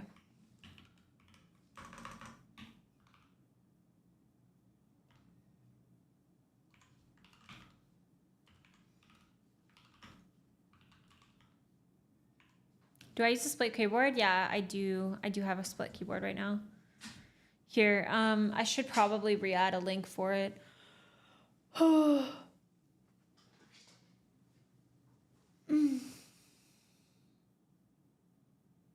Wait, I thought this stream was gonna be about Rust the game because building a shell in Rust also makes sense for the game. That's sick.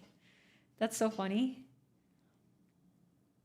Are you trying to determine if the extension is something that can be executed if the file itself has the right permissions? That is a good question. I am trying to figure out if it's the right permissions, but I should probably read that a little bit more. A small helper points to an executable file. Okay, that's my bad. That's my bad. I messed that up a little bit.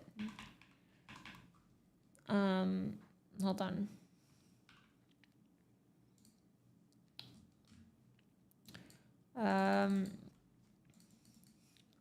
Okay, well, hold on. We got this. Check file permissions.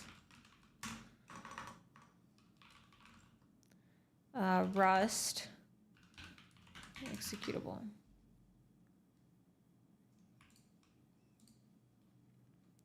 I was gonna say I would be surprised if they were using any kind of third-party stuff for this.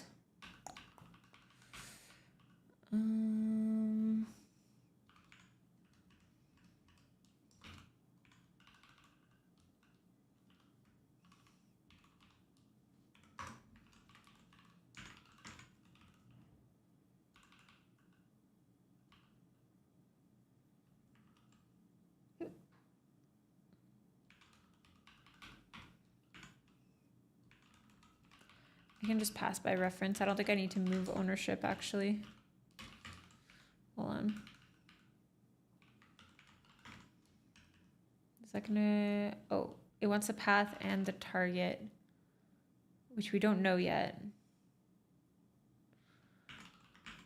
Bye, Shadow. Have a good night. Cool. You're cool.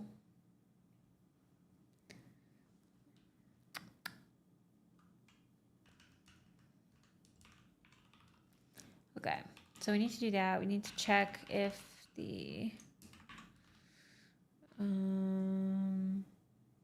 wait, I meant to do... See...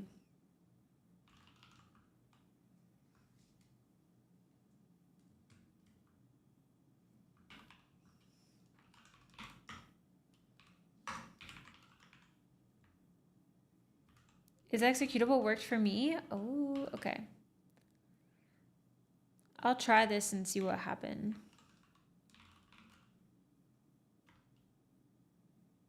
Wait, it's a struct.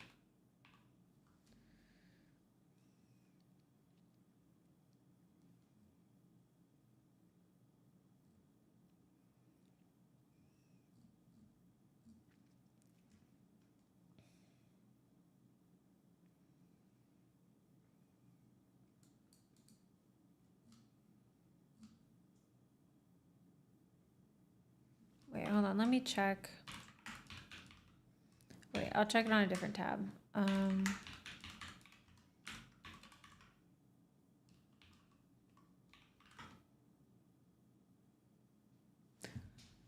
one sec, you guys.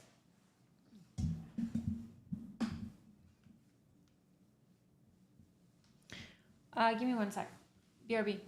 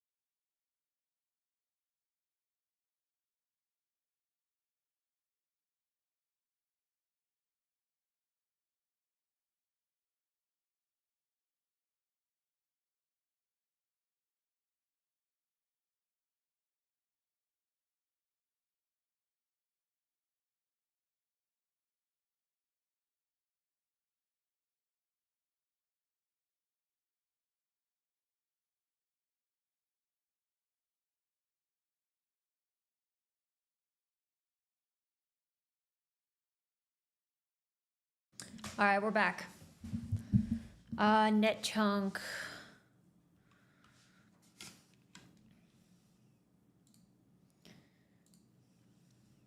NetChunk is saying, I know practice, but should I do more projects, solidify DSA, and do leak code?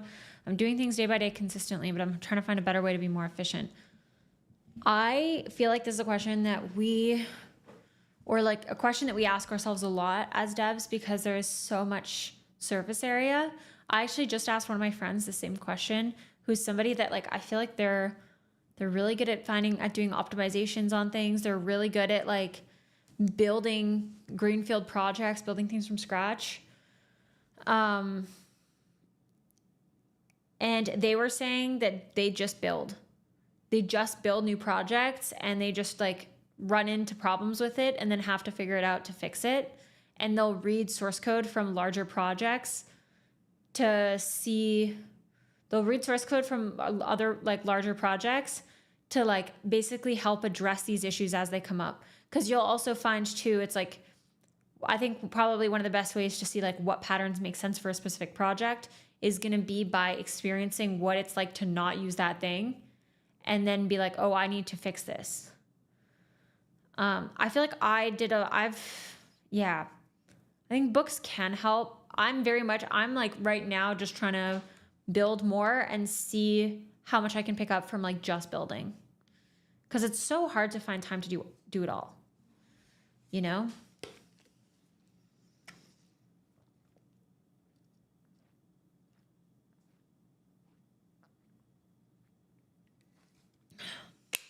Oh yeah, Zeno, I definitely need to clean this up. This is like big time. This is basically just like brain dump and then we clean it up. Found permissions. Okay, I don't know how to do permissions on this thing. Oh yeah, this is what I was trying to see, is if it's just gonna tell me what does it mean for it to be executable.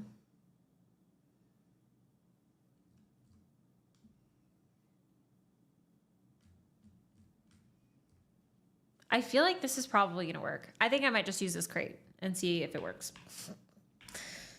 Is that so wrong? We can see other solutions after. I think I do still have it. I still have it in my, and I can do,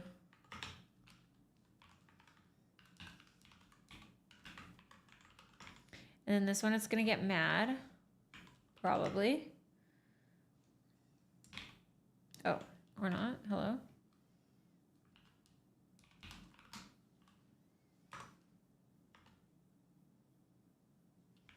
No, not that. Okay, I wanted it to import something for me. Okay, so if it exists and it's executable, then what am I supposed to say? Do something. If not, skip.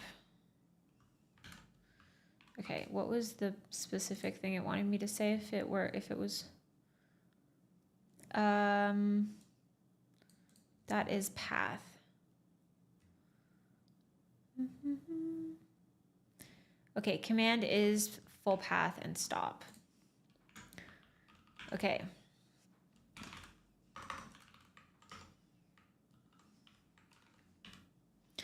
Command is, oh, that's what I should actually be calling it. This I'm gonna rename to command. I could also make it a shorthand for it, but whatever.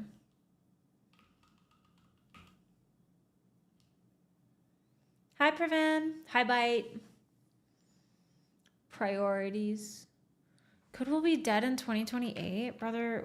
You know what? Honestly, rage baiting. Goodbye forever. No thanks. Away with you. Shoo.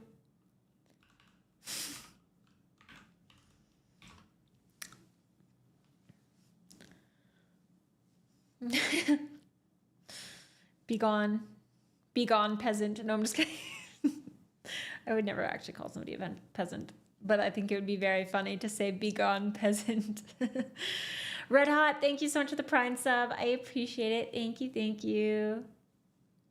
Hopefully I'll catch up with you guys. Just started the challenge. Don't worry. We're going slow. We just started this yesterday. Okay, command. I already forgot what it's supposed to say. Is a shell built in? Is full path. Okay. Command is. And why I'm buffering so much. It's in 4K. You should be able to scale it down as well. PathBuff doesn't. Oh, interesting. Okay. So for exec path, I'm probably going to have to do that dot toString. Does it let me?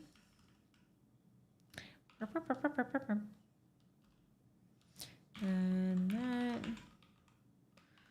doesn't.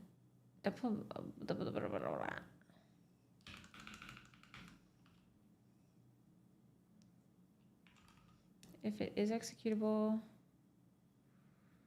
Oh, I think I need this. Is it like dot inner?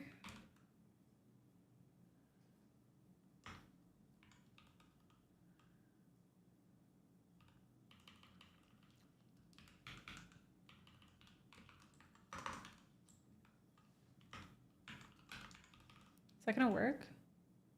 OS string doesn't.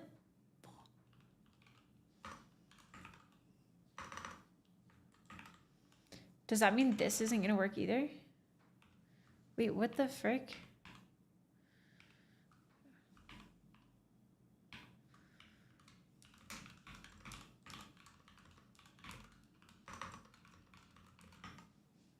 Two-string lossy is better?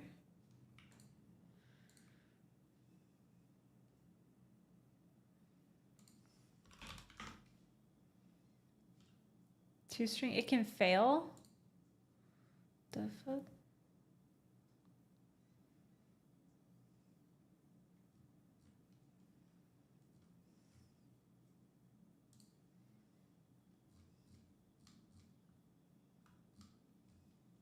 It gives an option. What?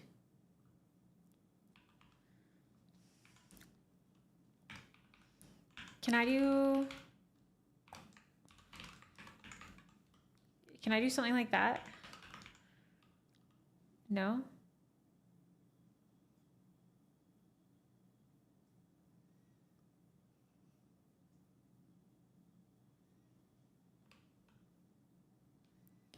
Wait.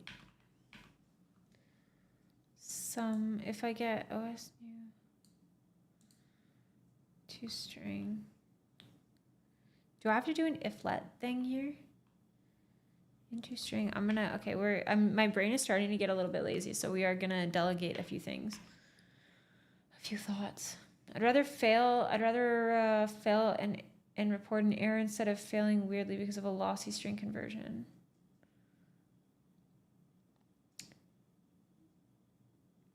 Into string, path into OS string into string. That one's not gonna fail.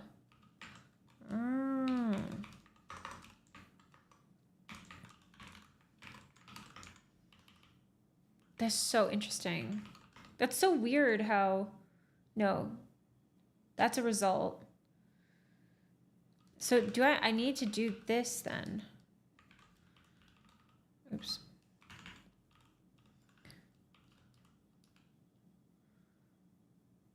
Two-string lossy won't fail either. Okay, we'll try two-string lossy.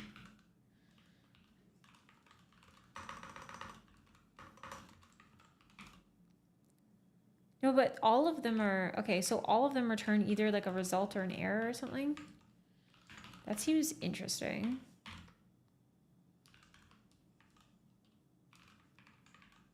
Something like that? Okay, wait, I forgot how to if-let.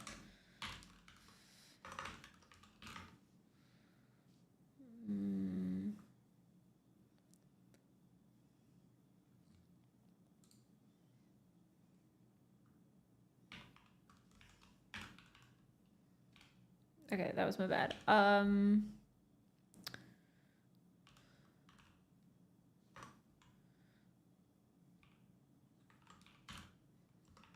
Okay, ignore my terrible names. It's okay, we're gonna clean it up. This is all fixable.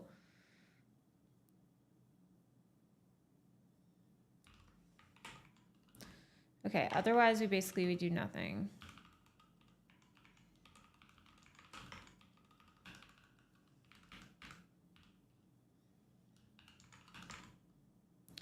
Expected result found option. Oh, this one's result.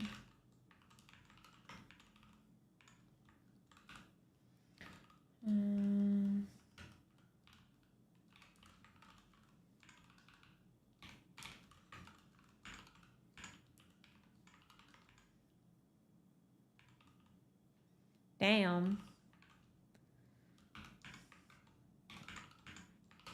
That's crazy. Okay, so is executable for OS string.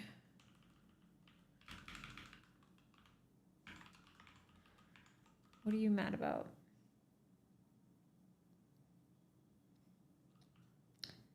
Oh, do I have to do like 2 path?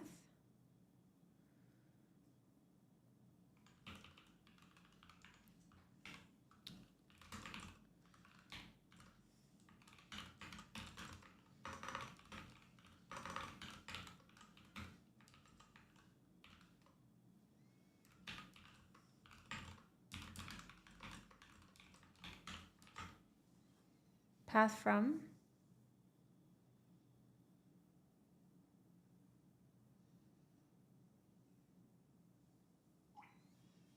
All right, PathBuff is an owned mutable path type. Path is a borrowed slice type. PathBuff okay, so I can do as path.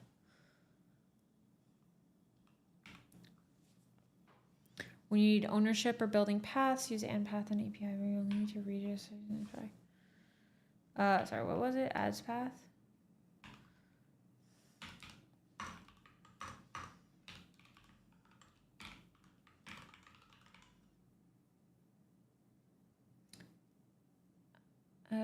Okay. I think I just need to use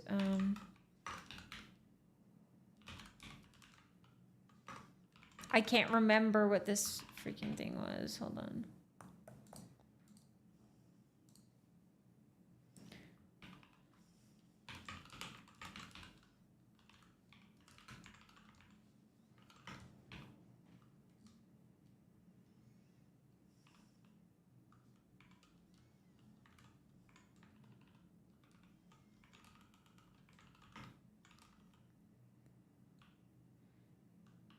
But this is how it's said to. As path should work. So interesting. I wonder if it's okay. Let me try just deleting that and see if it's still mad. Does it still give me any errors? Error, this function takes 2 arguments. That's for my own function. Okay, now it might be fine because I imported it. So funky. So funky fresh. Okay, the command. We don't have a command yet.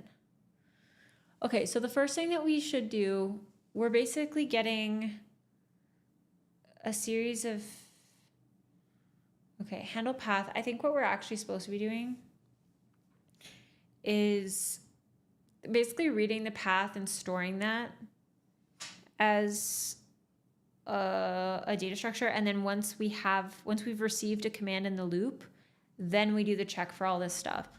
So let's, what we're gonna do is I'm actually maybe just gonna create a struct. I don't remember how to do structs in this language. Okay. Paths. Or we'll do struct path. Is it always, can I just do like a vec one?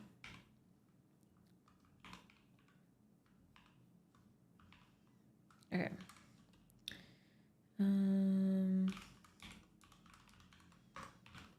Rust.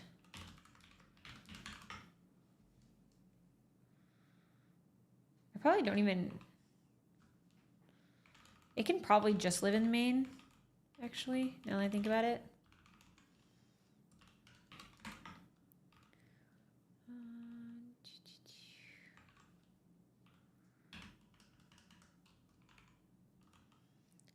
So I think what we'll do here instead is we'll do if let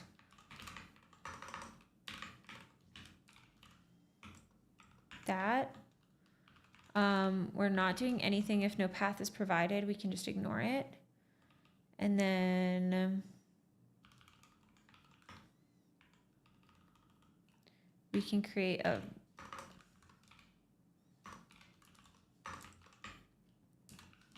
because I need it to have, I need it to be, live beyond the scope here. Oh, can I do vec new? Isn't that a whole thing? Electrolytes is what the plants crave. Hi, Delta. Okay, why are you mad here? Consider borrowing. We can borrow.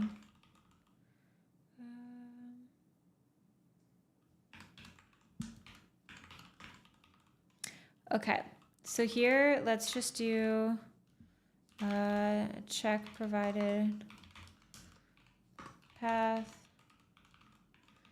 And then here, we're gonna get into the eval loop.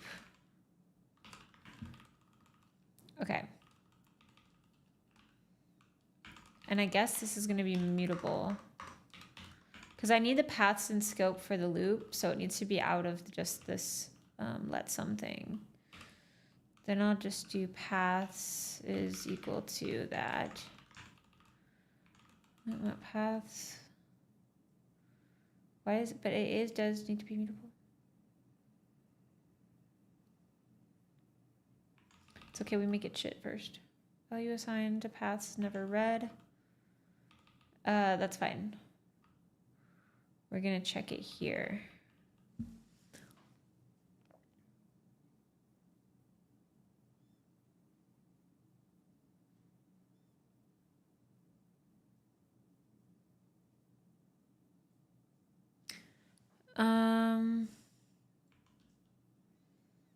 Oh, if wait.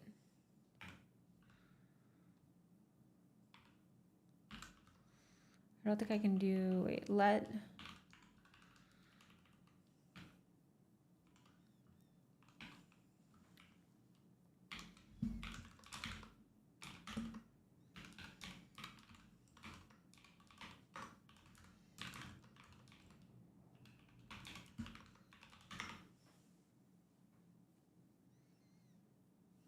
How did the load balancer come out? Technically it works.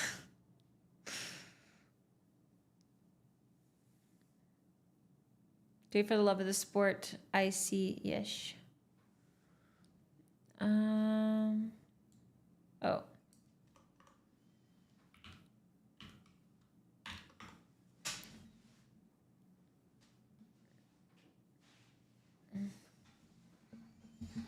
Not trying to be funny. I'm trying to wrap my head around that if let some. It's a skill issue. Okay, so this is basically saying like only if it's positive, only if it works out. Do this. It destructures number into some I.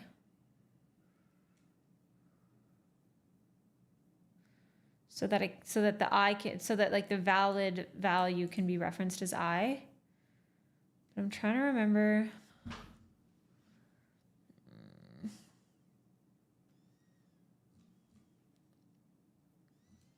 Use to match any enumeration. If let.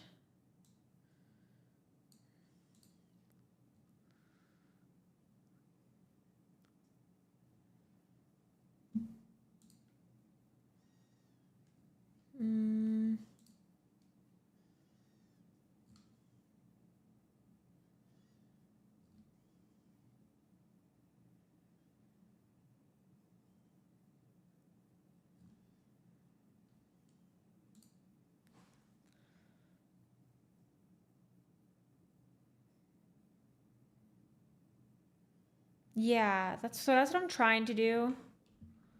One of the same missed the conclusion of the load balancer. How convenient. How convenient that you both seem to have missed the conclusion of the load balancer. Since that clearly happened. Okay, we definitely finished it. and it's not living half, mostly done in repo that's private. Actually, I think it's public. Tess, by the way, thank you so much for the 3 months. I appreciate it. I appreciate the Prime sub. Thank you, thank you. And Prevent, thank you so much for the tier 1. I appreciate it. All right. Yeah, surely this can be better. But you know what? We move on. We'll fix it. We'll fix it. We'll get AI to yell at us, okay? It's gonna yell and tell us what we did wrong. Okay, so then once we're in the eval, okay, so we have all the paths. Once we're in the eval loop, then we print that. We read in a command. I guess first, are we first checking? I gotta check the order of what it wants me to check. Check if, okay, first step. When type receives a command input, check the built-in. If it's not a built-in, okay, so it's only for the type thing. So it's gonna be in the type option here. It's gonna be in our handle type. Where did you even go? Did I delete it? Okay, imagine. That'd be sick. Okay. If command.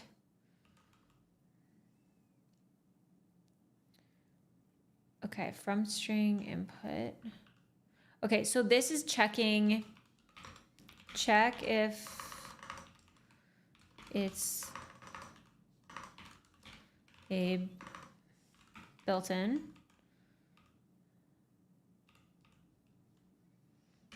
We can also do else if, wait, hold on. Okay, we'll do that if it's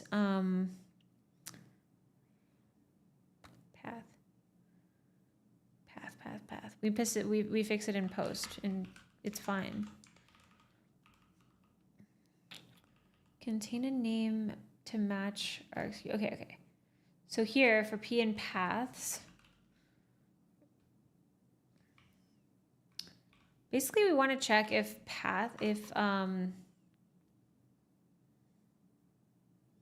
does path even exist?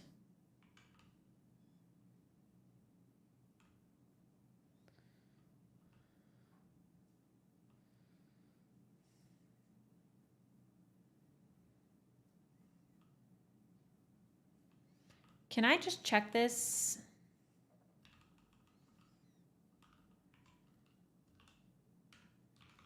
This could go wrong. Don't worry about it. Don't worry about it. Good thing we've been doing commits this whole time. But we haven't because nothing works. So it's fine. Okay, we're gonna check the provided path. We're gonna else if paths, we can do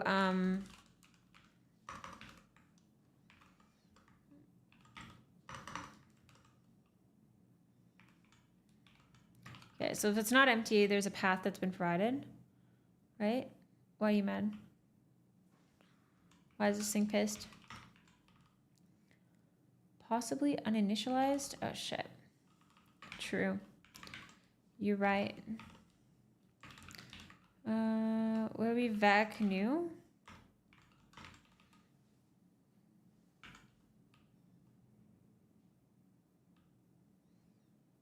F it, we'll do it live. Yeah, that's what I'm saying.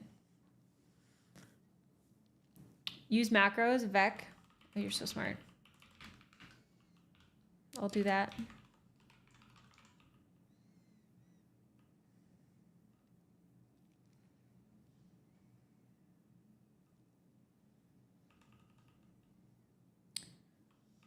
All right. So with that, oh my dog. Okay, we do that, and then we do our, did we have a handle path?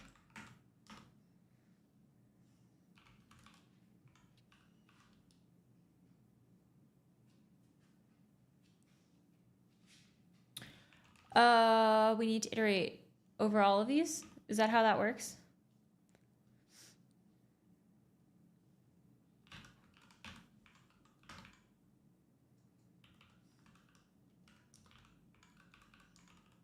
for P and paths. No, it iterates over it. Okay, so it's confused. I've made it I'm the problem. I am actually the problem. Right? Or was mine just a vector? Wait, what the frick is this? Actually, I forget. Hold on. What did I do? Paths. Split paths. I think it is a PathBuff. Yeah, so what's the problem? For P and paths. Cannot find paths.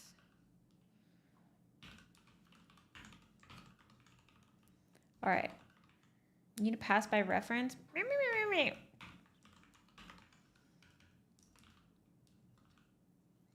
Yeah, I actually don't know if I need to change that or not. Don't worry, I know that you're right. I'm just being annoying. Mismatch types. It's probably gonna yell at me. Found a reference. We can pass by reference. I'm guessing. Oh. You sounded like you knew what you're talking about. What the heck? Or better yet, ooh. You know what? They're thinking with their whole freaking brain. Hold on. They got... Okay. And we handle that. Does this work? Okay, what's it mad about?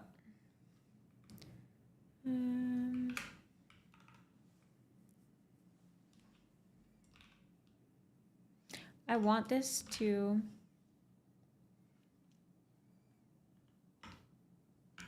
Okay, we ran code actions. Now it's less upset.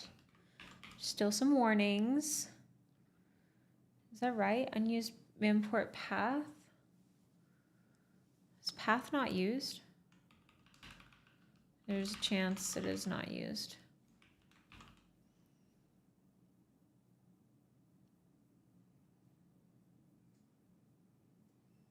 Cinna says apparently 1Password had a multiple million line Go monolith and they changed it. They gave it to an LLM agent to refactor. How do you let a password manager to go multiple millions of lines? Honestly, great question. Great question.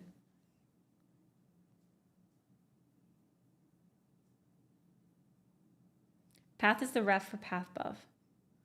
Oh, interesting. Okay, okay. You hard code the passwords in? Yeah, exactly.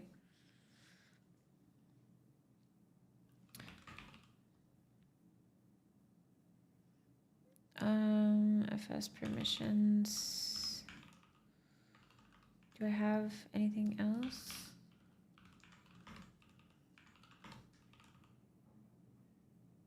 Okay, now I have no issues. We'll ask Clippy. I'll see if it runs and then I'll clean it up. Oh, is empty? Wait, there's a thing.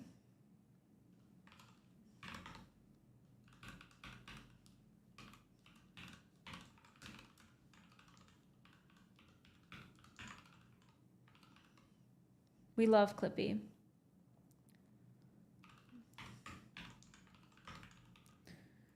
We love Clippy. Okay, line 67.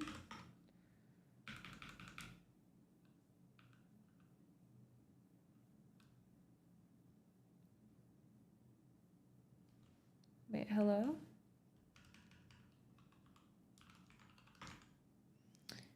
This if statement can be collapsed. We'll go to 83. It's saying this one. Oh my God, I have to zoom this out, you guys. I can't do this. Okay, it's saying this one can be collapsed if that is executable and yes, yes.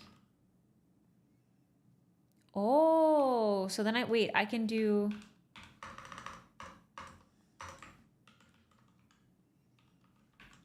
Wow.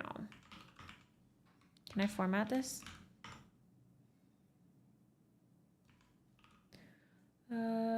It's missing. Oh, I think there's too many closing.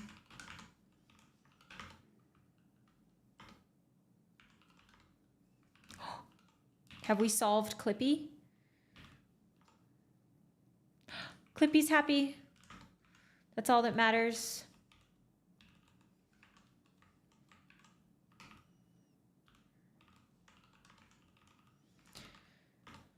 Alrighty.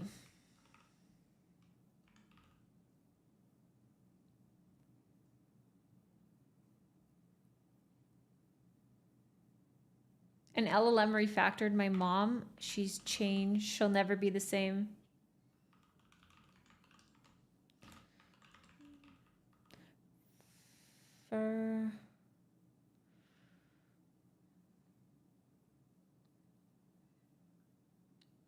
I think that's kind of fine. Not paths is empty. We'll handle it. We'll see if this thing even runs. I don't know. Honestly, confidence or faith, not high. Don't know about this one. Oh, but I didn't give it a path. But what if I... Okay, hold on. We gotta exit. We gotta exit. We gotta give it a... Let me give it an example.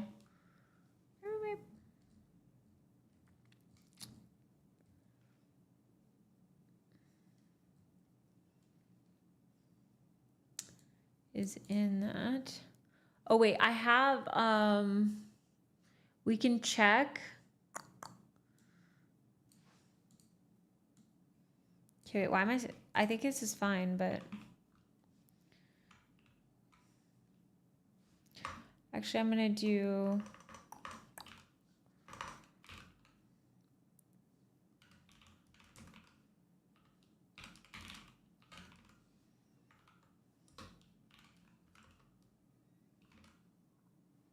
I don't think that there's anything that could be shown. Just one sec. Your shell already has a path and grep path, but there's too much happening there. Fish unknown command cargo. Oh, hold on. I think I have to do that. And then, oh, it's your program? Your program.sh. Do I have to do cargo build? Is that what's going on here?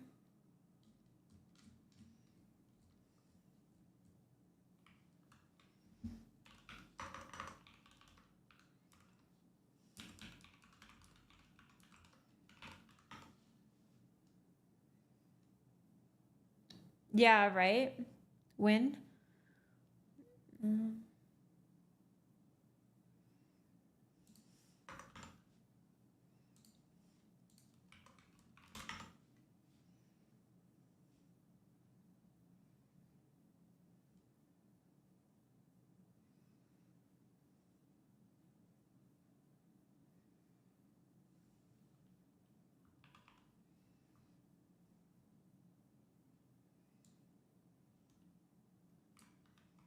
Okay, hold on. I think fish doesn't like this.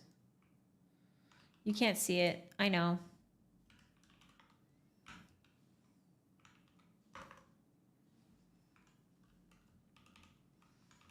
Just hold on.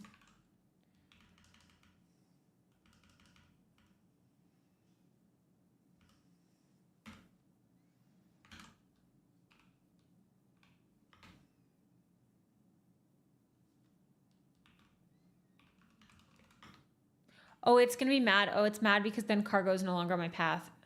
Lol. Okay. You're right. Okay, I do have to... All right, hold on.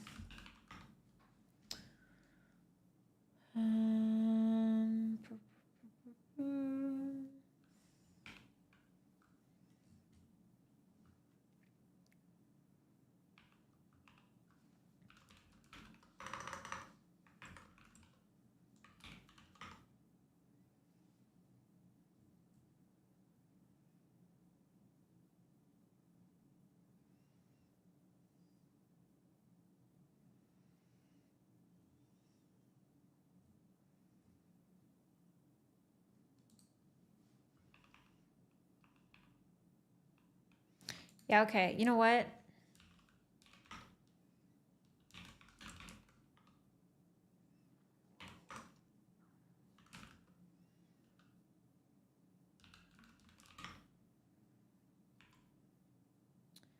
Okay. Okay. You're right. You're right. You're right. You're right. So it's fine. The only thing is that for some reason it seems, oh, why is exorcism different? What else do I have? Hold on.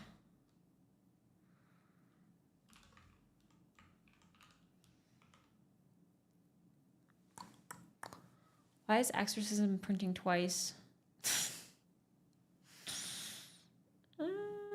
Never seen someone build a shell. Is it something we can learn from? Yes, definitely. I think it's really good to understand how things work and rebuild things that already exist so that you can learn how things work and why things are designed a certain way.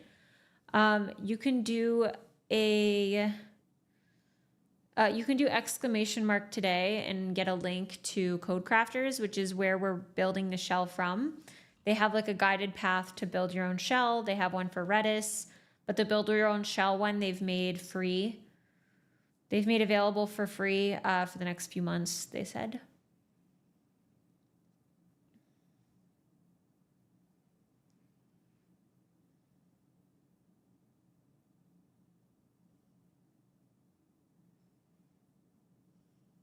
Bye, Adalok. Have a good evening or day.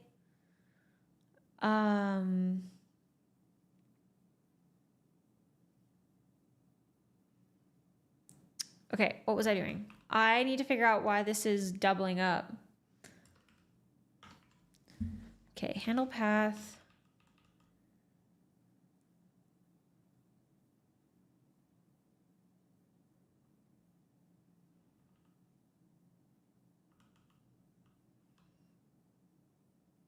Could it be that it's in there twice? Hold on. Let me try with another thing that's on that.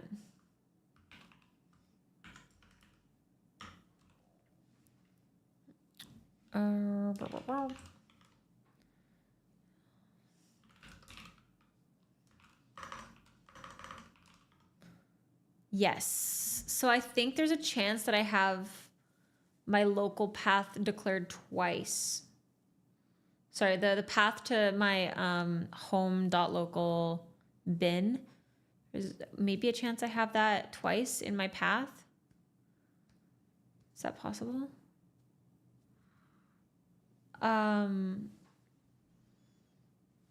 Okay, here. I am mildly concerned. Hold on, we're going, I don't know. I don't think there's anything that it can show. But we should probably maybe account for duplicates, maybe? Actually, yeah, wait, I'm gonna ask you this AI Aruski, why? Okay.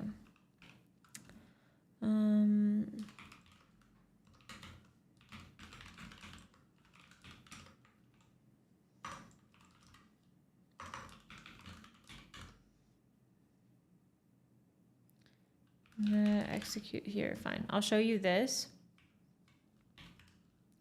I'm seeing that executables located in local bin are printing twice. My guess is that it's because I should probably use a newer model or something too, by the way.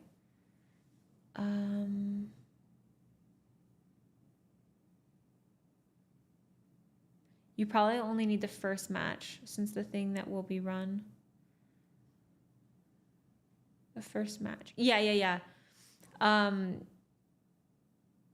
We'll see what AI says, I guess. Just for funsies. Codecs need to be whipped. These have...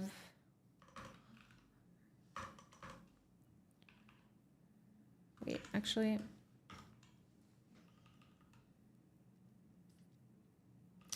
You're right.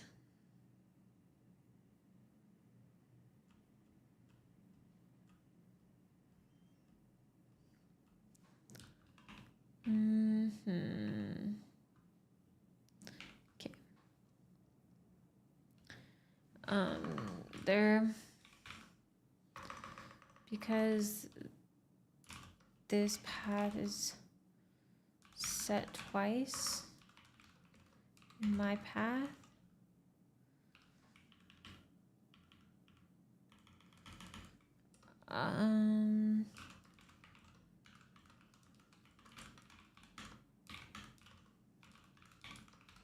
Oh, you know what? I can just...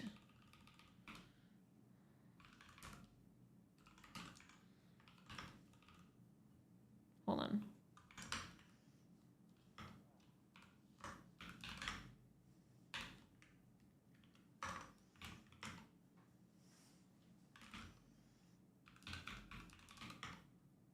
Okay, we fixed it. Ah!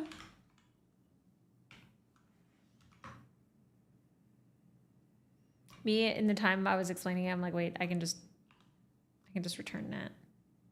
You can just return that. Can still give a range, but point it, then let it run. Or give it range, but point it, then let it run.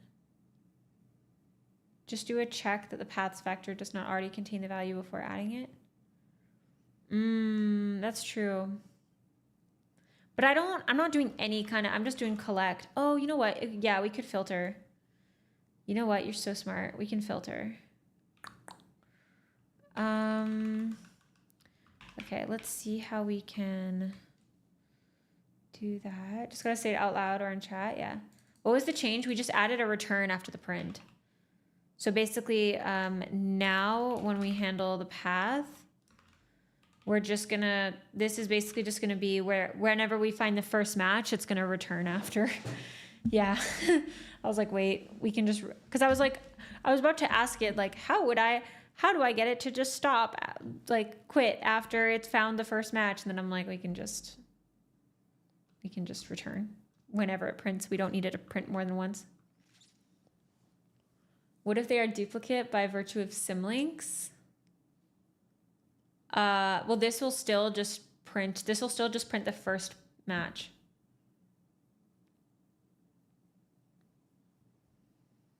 Is order important on path? That's a good question. I don't know if path does it by priority. Okay. Look at my code. .rs. Are there any anti-patterns or non-idiomatic rust? Yes, order is important. Okay, I should look into that. Path priority order.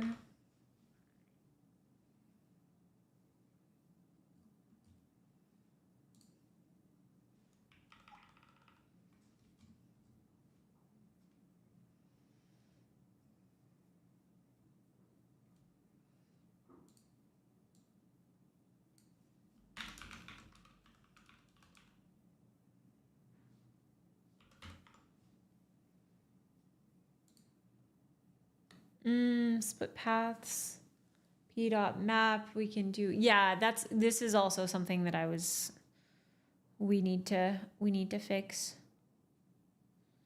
You're right. I may end stream soon, because it's already been 2.5 hours and I streamed for like 5 hours yesterday. What is the relative order with which the Windows search for executable? This is not what I want. There we go. You know what? Path.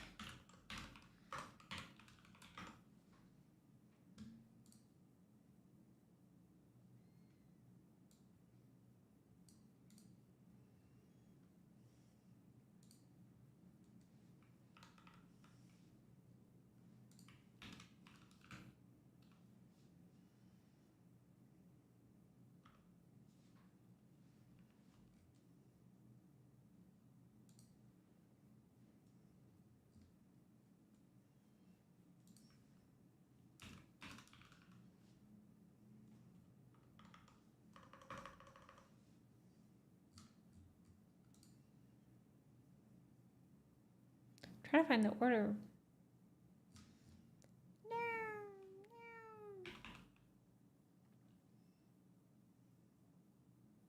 This way you don't have to allocate a whole vec of paths. Yeesh.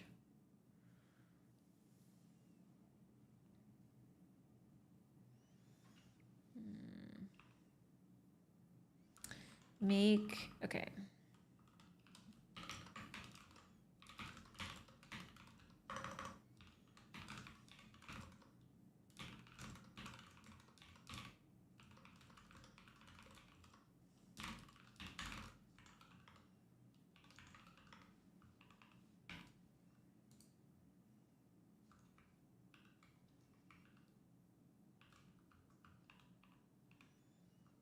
Okay, silent type miss, your handle type calls. Nothing is printed. No, I don't want that. Split once it's brittle. Split white space is more idiomatic for shell-like command parsing. That's fine. Unnecessary allocation. We can use split pass directly and short circuit on the first hit. Pre-check on directory.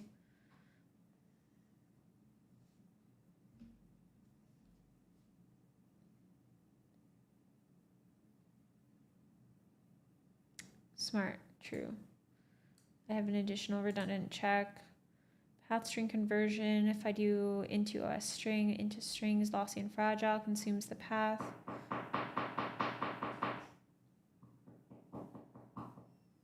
Hello? One sec. I'm gonna mute.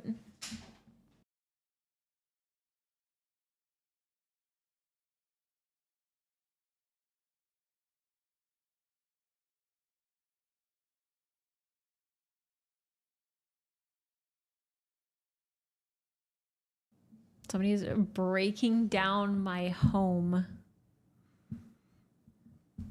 The freaking FBI. Okay, listen, they saw me using AI and it said FBI, open up. What the heck? FBI, open up. Okay.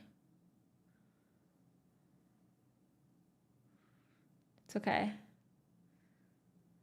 I have a guard dog on site, freaking security, putting in work, you know?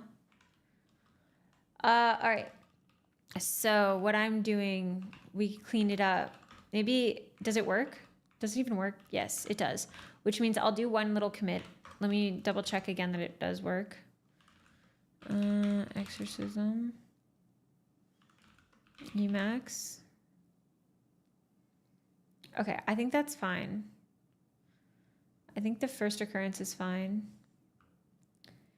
And so I'm just gonna do a little kit commit. We'll get Maggot to stage it for us.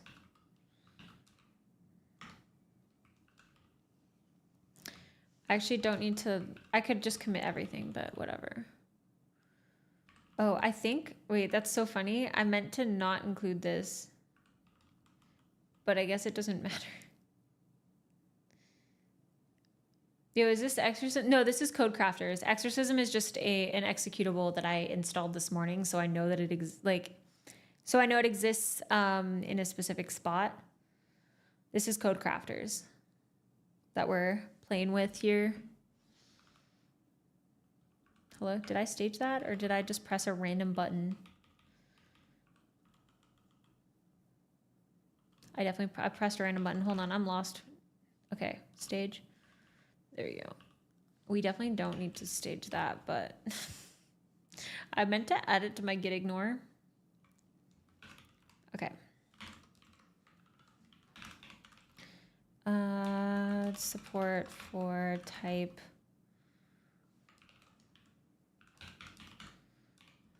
Level from path. Good morning. Hello, Rudy.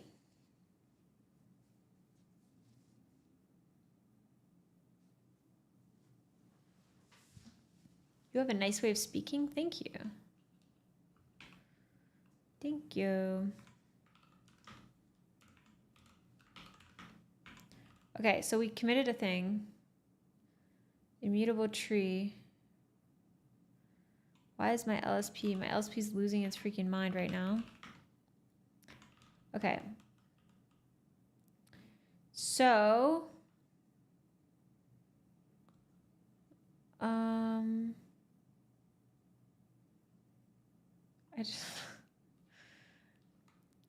right.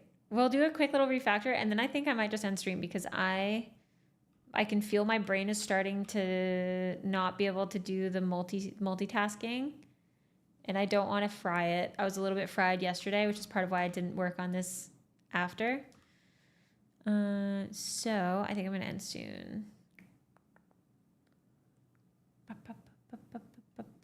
Okay. We lock in.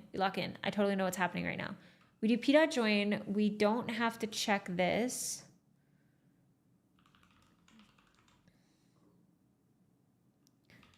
And then here we can do that. Can we just do this? Okay, we're just gonna do that. And then we're just gonna yoink everything that's in here and put it in a map and see what happens. Don't push yourself too hard. It's so funny because it's like, I feel like I have pretty good stamina with coding, like generally. But then yeah, once you're on stream, it's a different beast. It is a completely different beast. Okay, so I think what I'm gonna do instead is we are just gonna do, we're gonna get that, we're gonna do this, and we're gonna do,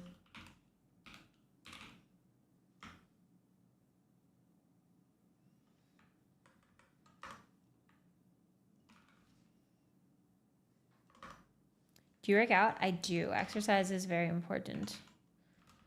It's very important to me. I don't think, okay, what do I need here? In path, split paths. So this is gonna be P path. We don't have the command in scope yet. So maybe what we do is we move this actually to the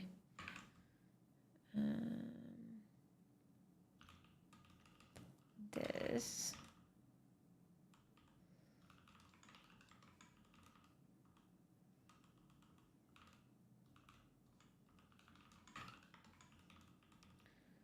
Okay.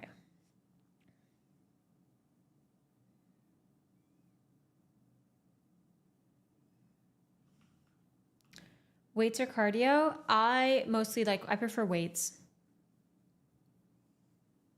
I definitely prefer weights. I'll do cardio if I'm playing video games. I'll play video games while I do cardio sometimes. Or like a Stairmaster or something and play video games on the Stairmaster. I do like running as well, but I don't really run.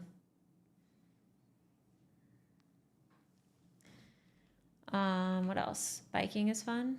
Else if... I like biking and hiking. I like doing things outdoors when possible.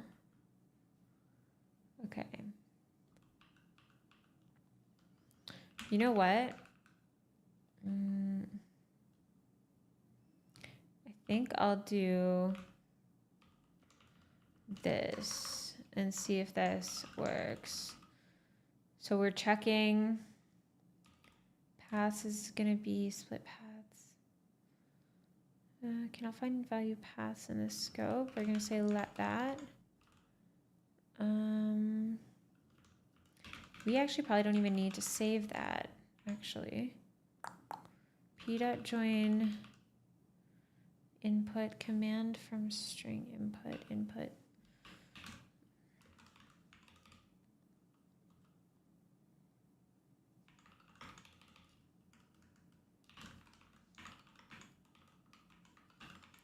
Okay. Split paths, p.join. All of those things. Exec path.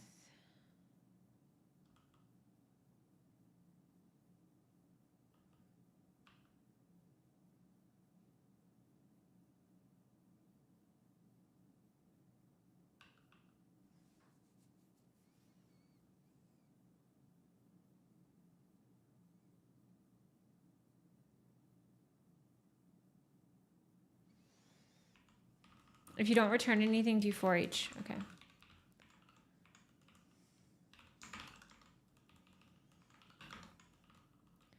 And then I don't need to collect. So smart. Oh wait, it's okay. I'll look in. Let me take a look. For each. Calls a closure on each element of an iterator. I mean, that sounds right. Will the shell be called rush? That actually would be sick. Rush. Zoom, zoom. Both map and for each return keeps duplicates. That's fine. I think we short circuit it here.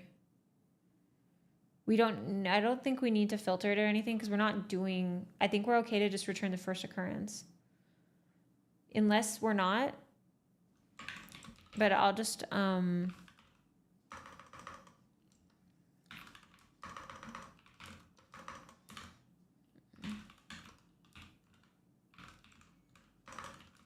oh, I see. Because I don't think we can, you're saying like, I don't think we can break. Can you, yeah, how to,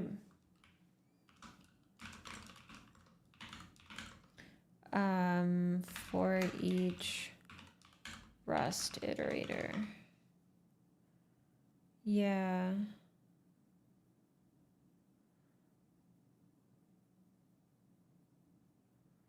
You want find instead of for each. I think you're right. Okay, okay.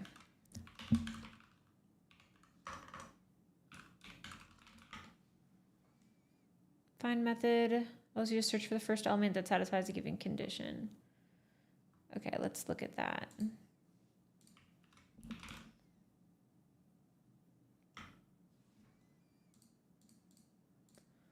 Filter is equivalent to iter find. Okay, okay. So I think what we, oh wait, I do kind of still need this.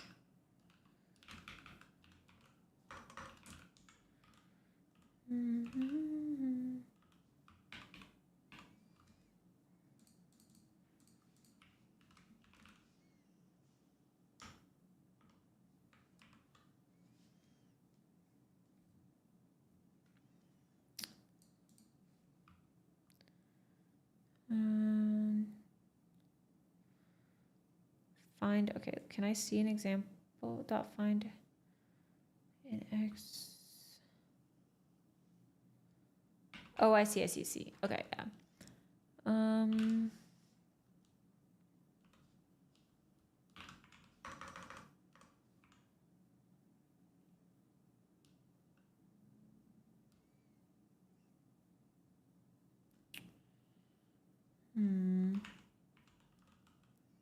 Hold on.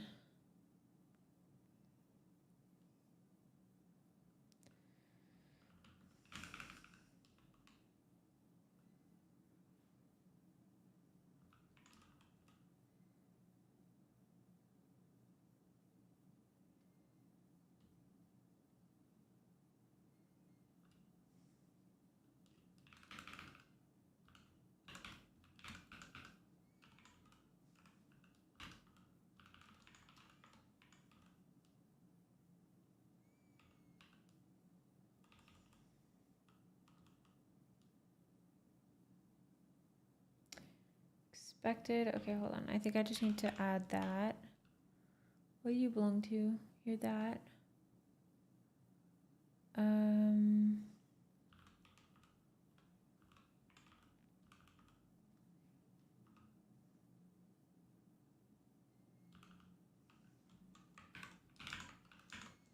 Is that right? Or is it expected one argument found two? Okay, path. Oh, is it this path string? Path string, that path string. Hold on.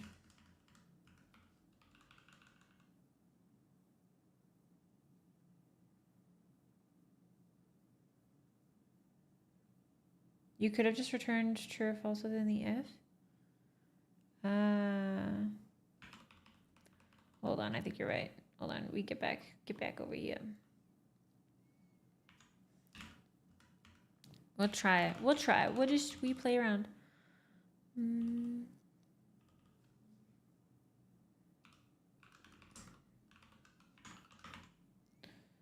Is that how that works?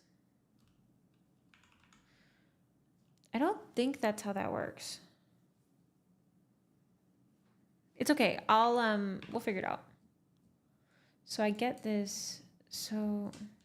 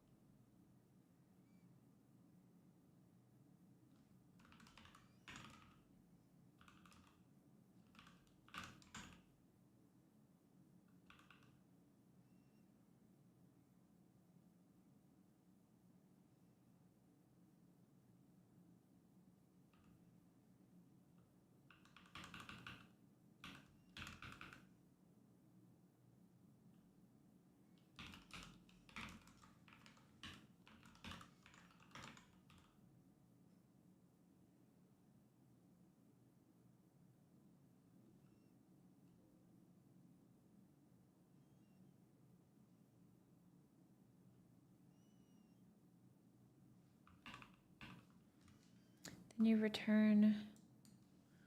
It is a filter next.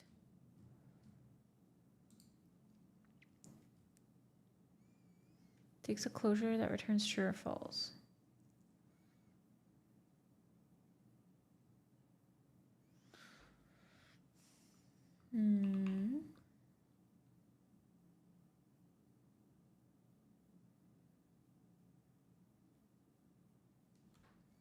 Wait, yeah, wait.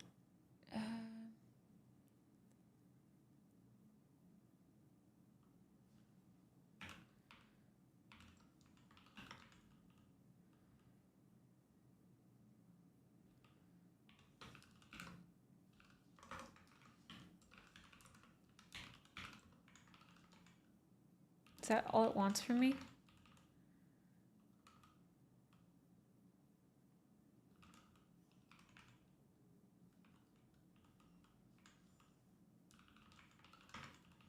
I think that might run.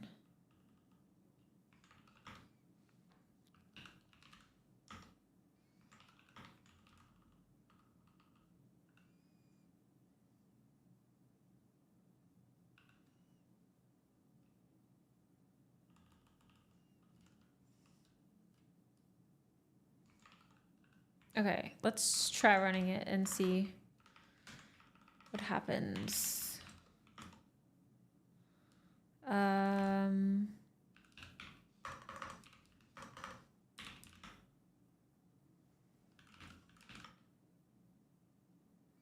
It's working. But at what cost?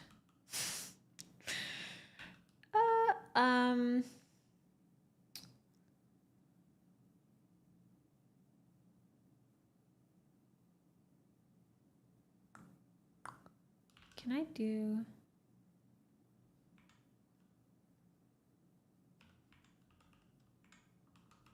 I mean, this is just to be able to print it.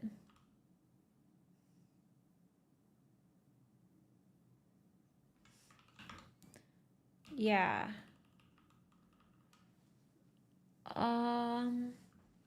Okay.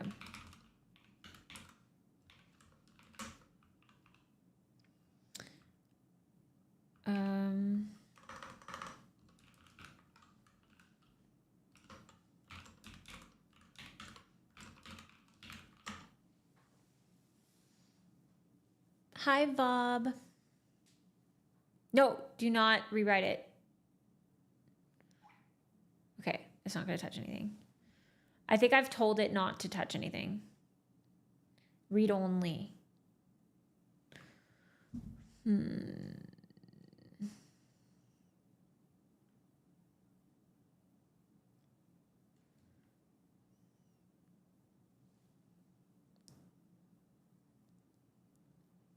No, don't.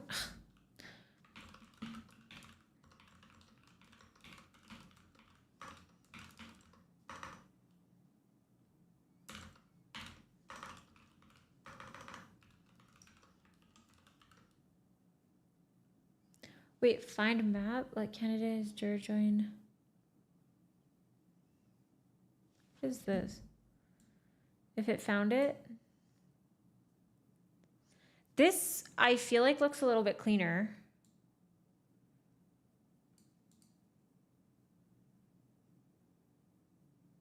Probably just do let X be your clause and then if X. Okay, okay. You know what, HyperKitty, I think you're right. Let's try that. Okay, so if yeah. This is kind of ugly. You know what? Yeah. Else if look for only the happy path if the path exists.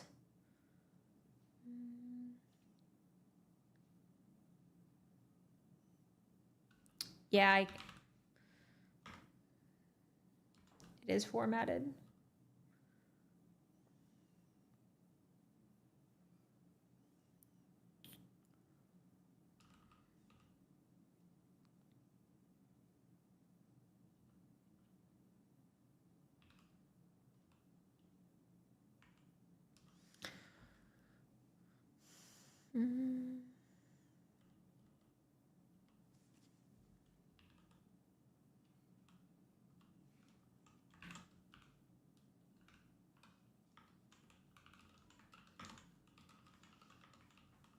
It's just ugly.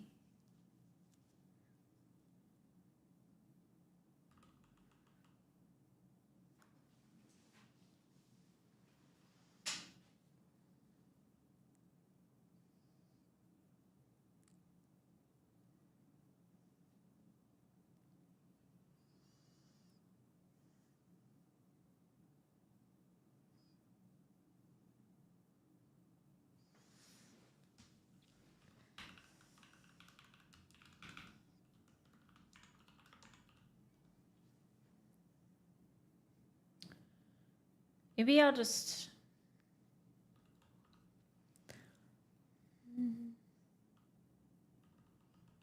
You know what? I think I just need to put it in a...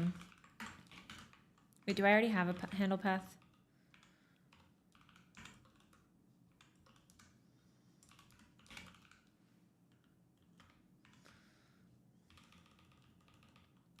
So I think basically what I'm just gonna do is I'll just put it in handle path so that it's less ugly.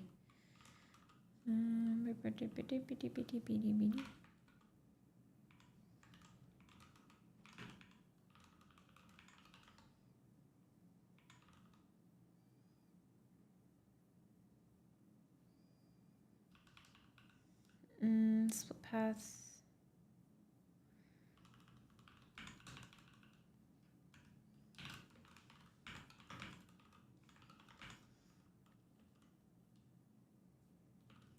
Oh, hold on. What was the path? Oh, shit.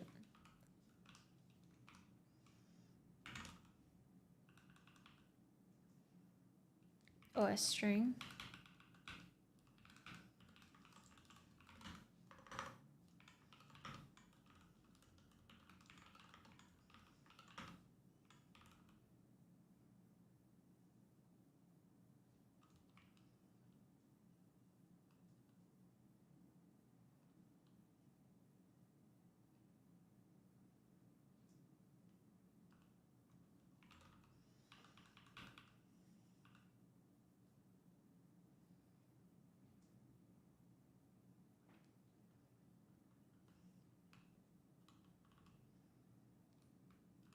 Oh, that's why.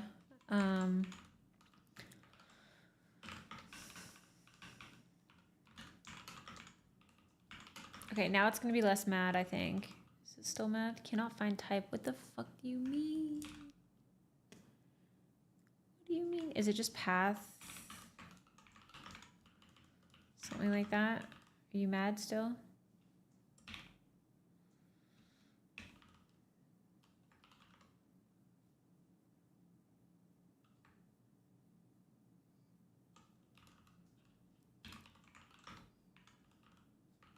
So what's happening? Like, what is OS string? What do you mean?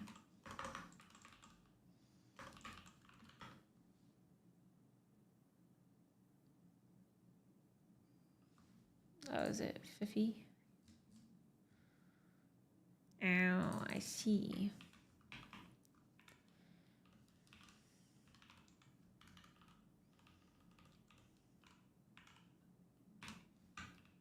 No?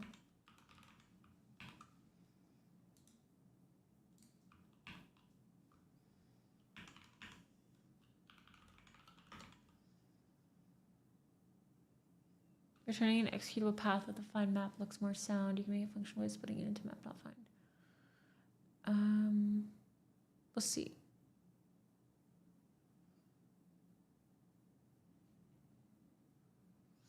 Yeah, I think I'll clean it up a little bit off stream. I think I am losing my mind. I think my brain needs a break from being multi-threaded.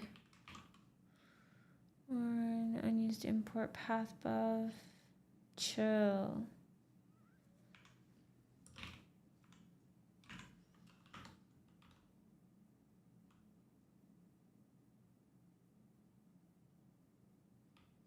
Right, and then I gotta, let me just add in a little handle path.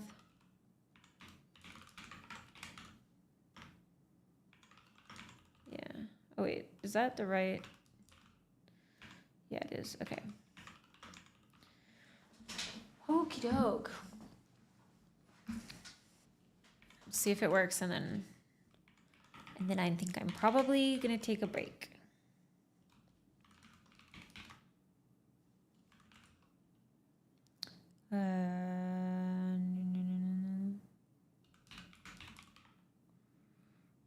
Yay. Okay, it's working. We'll try, oh wait, actually, I'll try submitting it. See if it tests, if the tests pass. And then I'll probably refactor before I move on to the next one.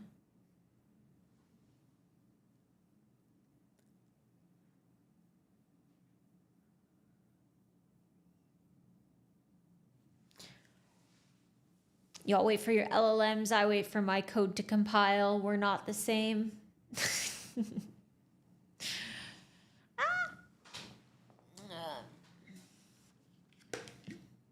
Fuck. Wait.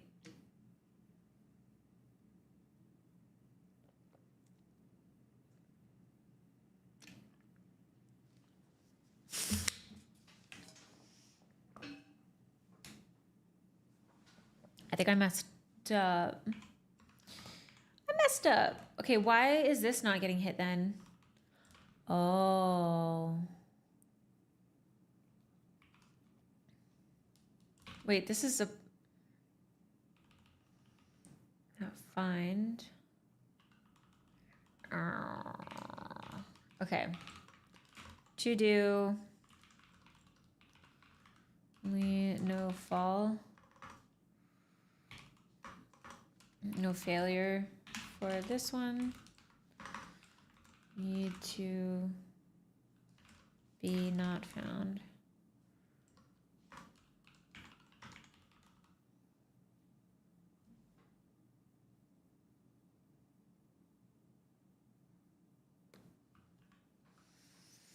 Oh, sorry, YouTube chat. I didn't see you for a bit.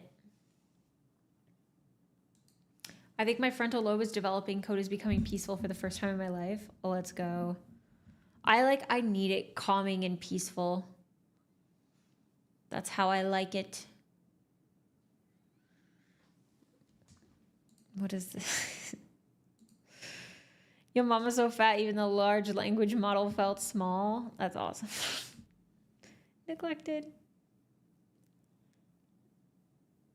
No, I haven't seen that movie, Kalo. Oh, righty. Yeah, I'll we'll fix this after stream because my brain cannot think. I didn't realize I got pinned. Yep. Yes, sir. Yes, sir.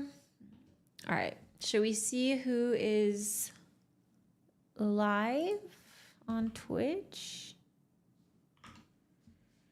We're gonna have a NixOS tutorial. I think we'll have like an explain it like I'm 5 of Nick's. Yeah, I think we'll do an LE5 of Nick's because I feel like it's super overcomplicated for what you really need to know. But like, I don't know. People say like, oh, can you do like an Emacs? Like, can you walk us through your Emacs or like do an Emacs tutorial or like a Nick's tutorial? I'm like, what's even interesting? You know, like what do you need to know? Because I feel like I feel like every time that I'm streaming, I show how I use it. Oh shit, wait, Ryan's live. Okay, we're rating Ryan.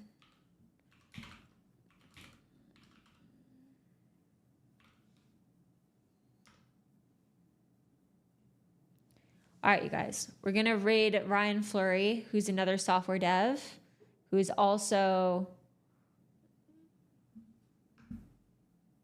yeah, delete your account and also just like,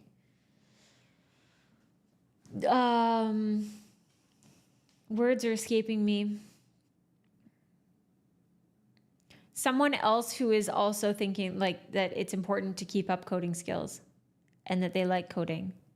Okay? Coding good. Prom's videos were great. Maybe something similar. Okay. Maybe I'll look into that and see. But for now, my brain is gone. It has left the building. I will see you all on Monday. I'll probably post another video in the meantime. So if you don't follow YouTube, you should. There's also a Discord. Hold on.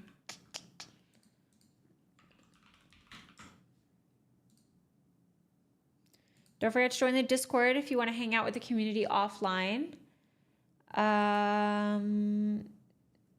Yeah, I think that's it. Be nice to Ryan. Go give him some love. And I will see y'all at 12 p.m. Pacific on Monday.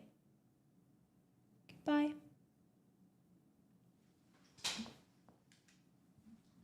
I have to end this stream separately.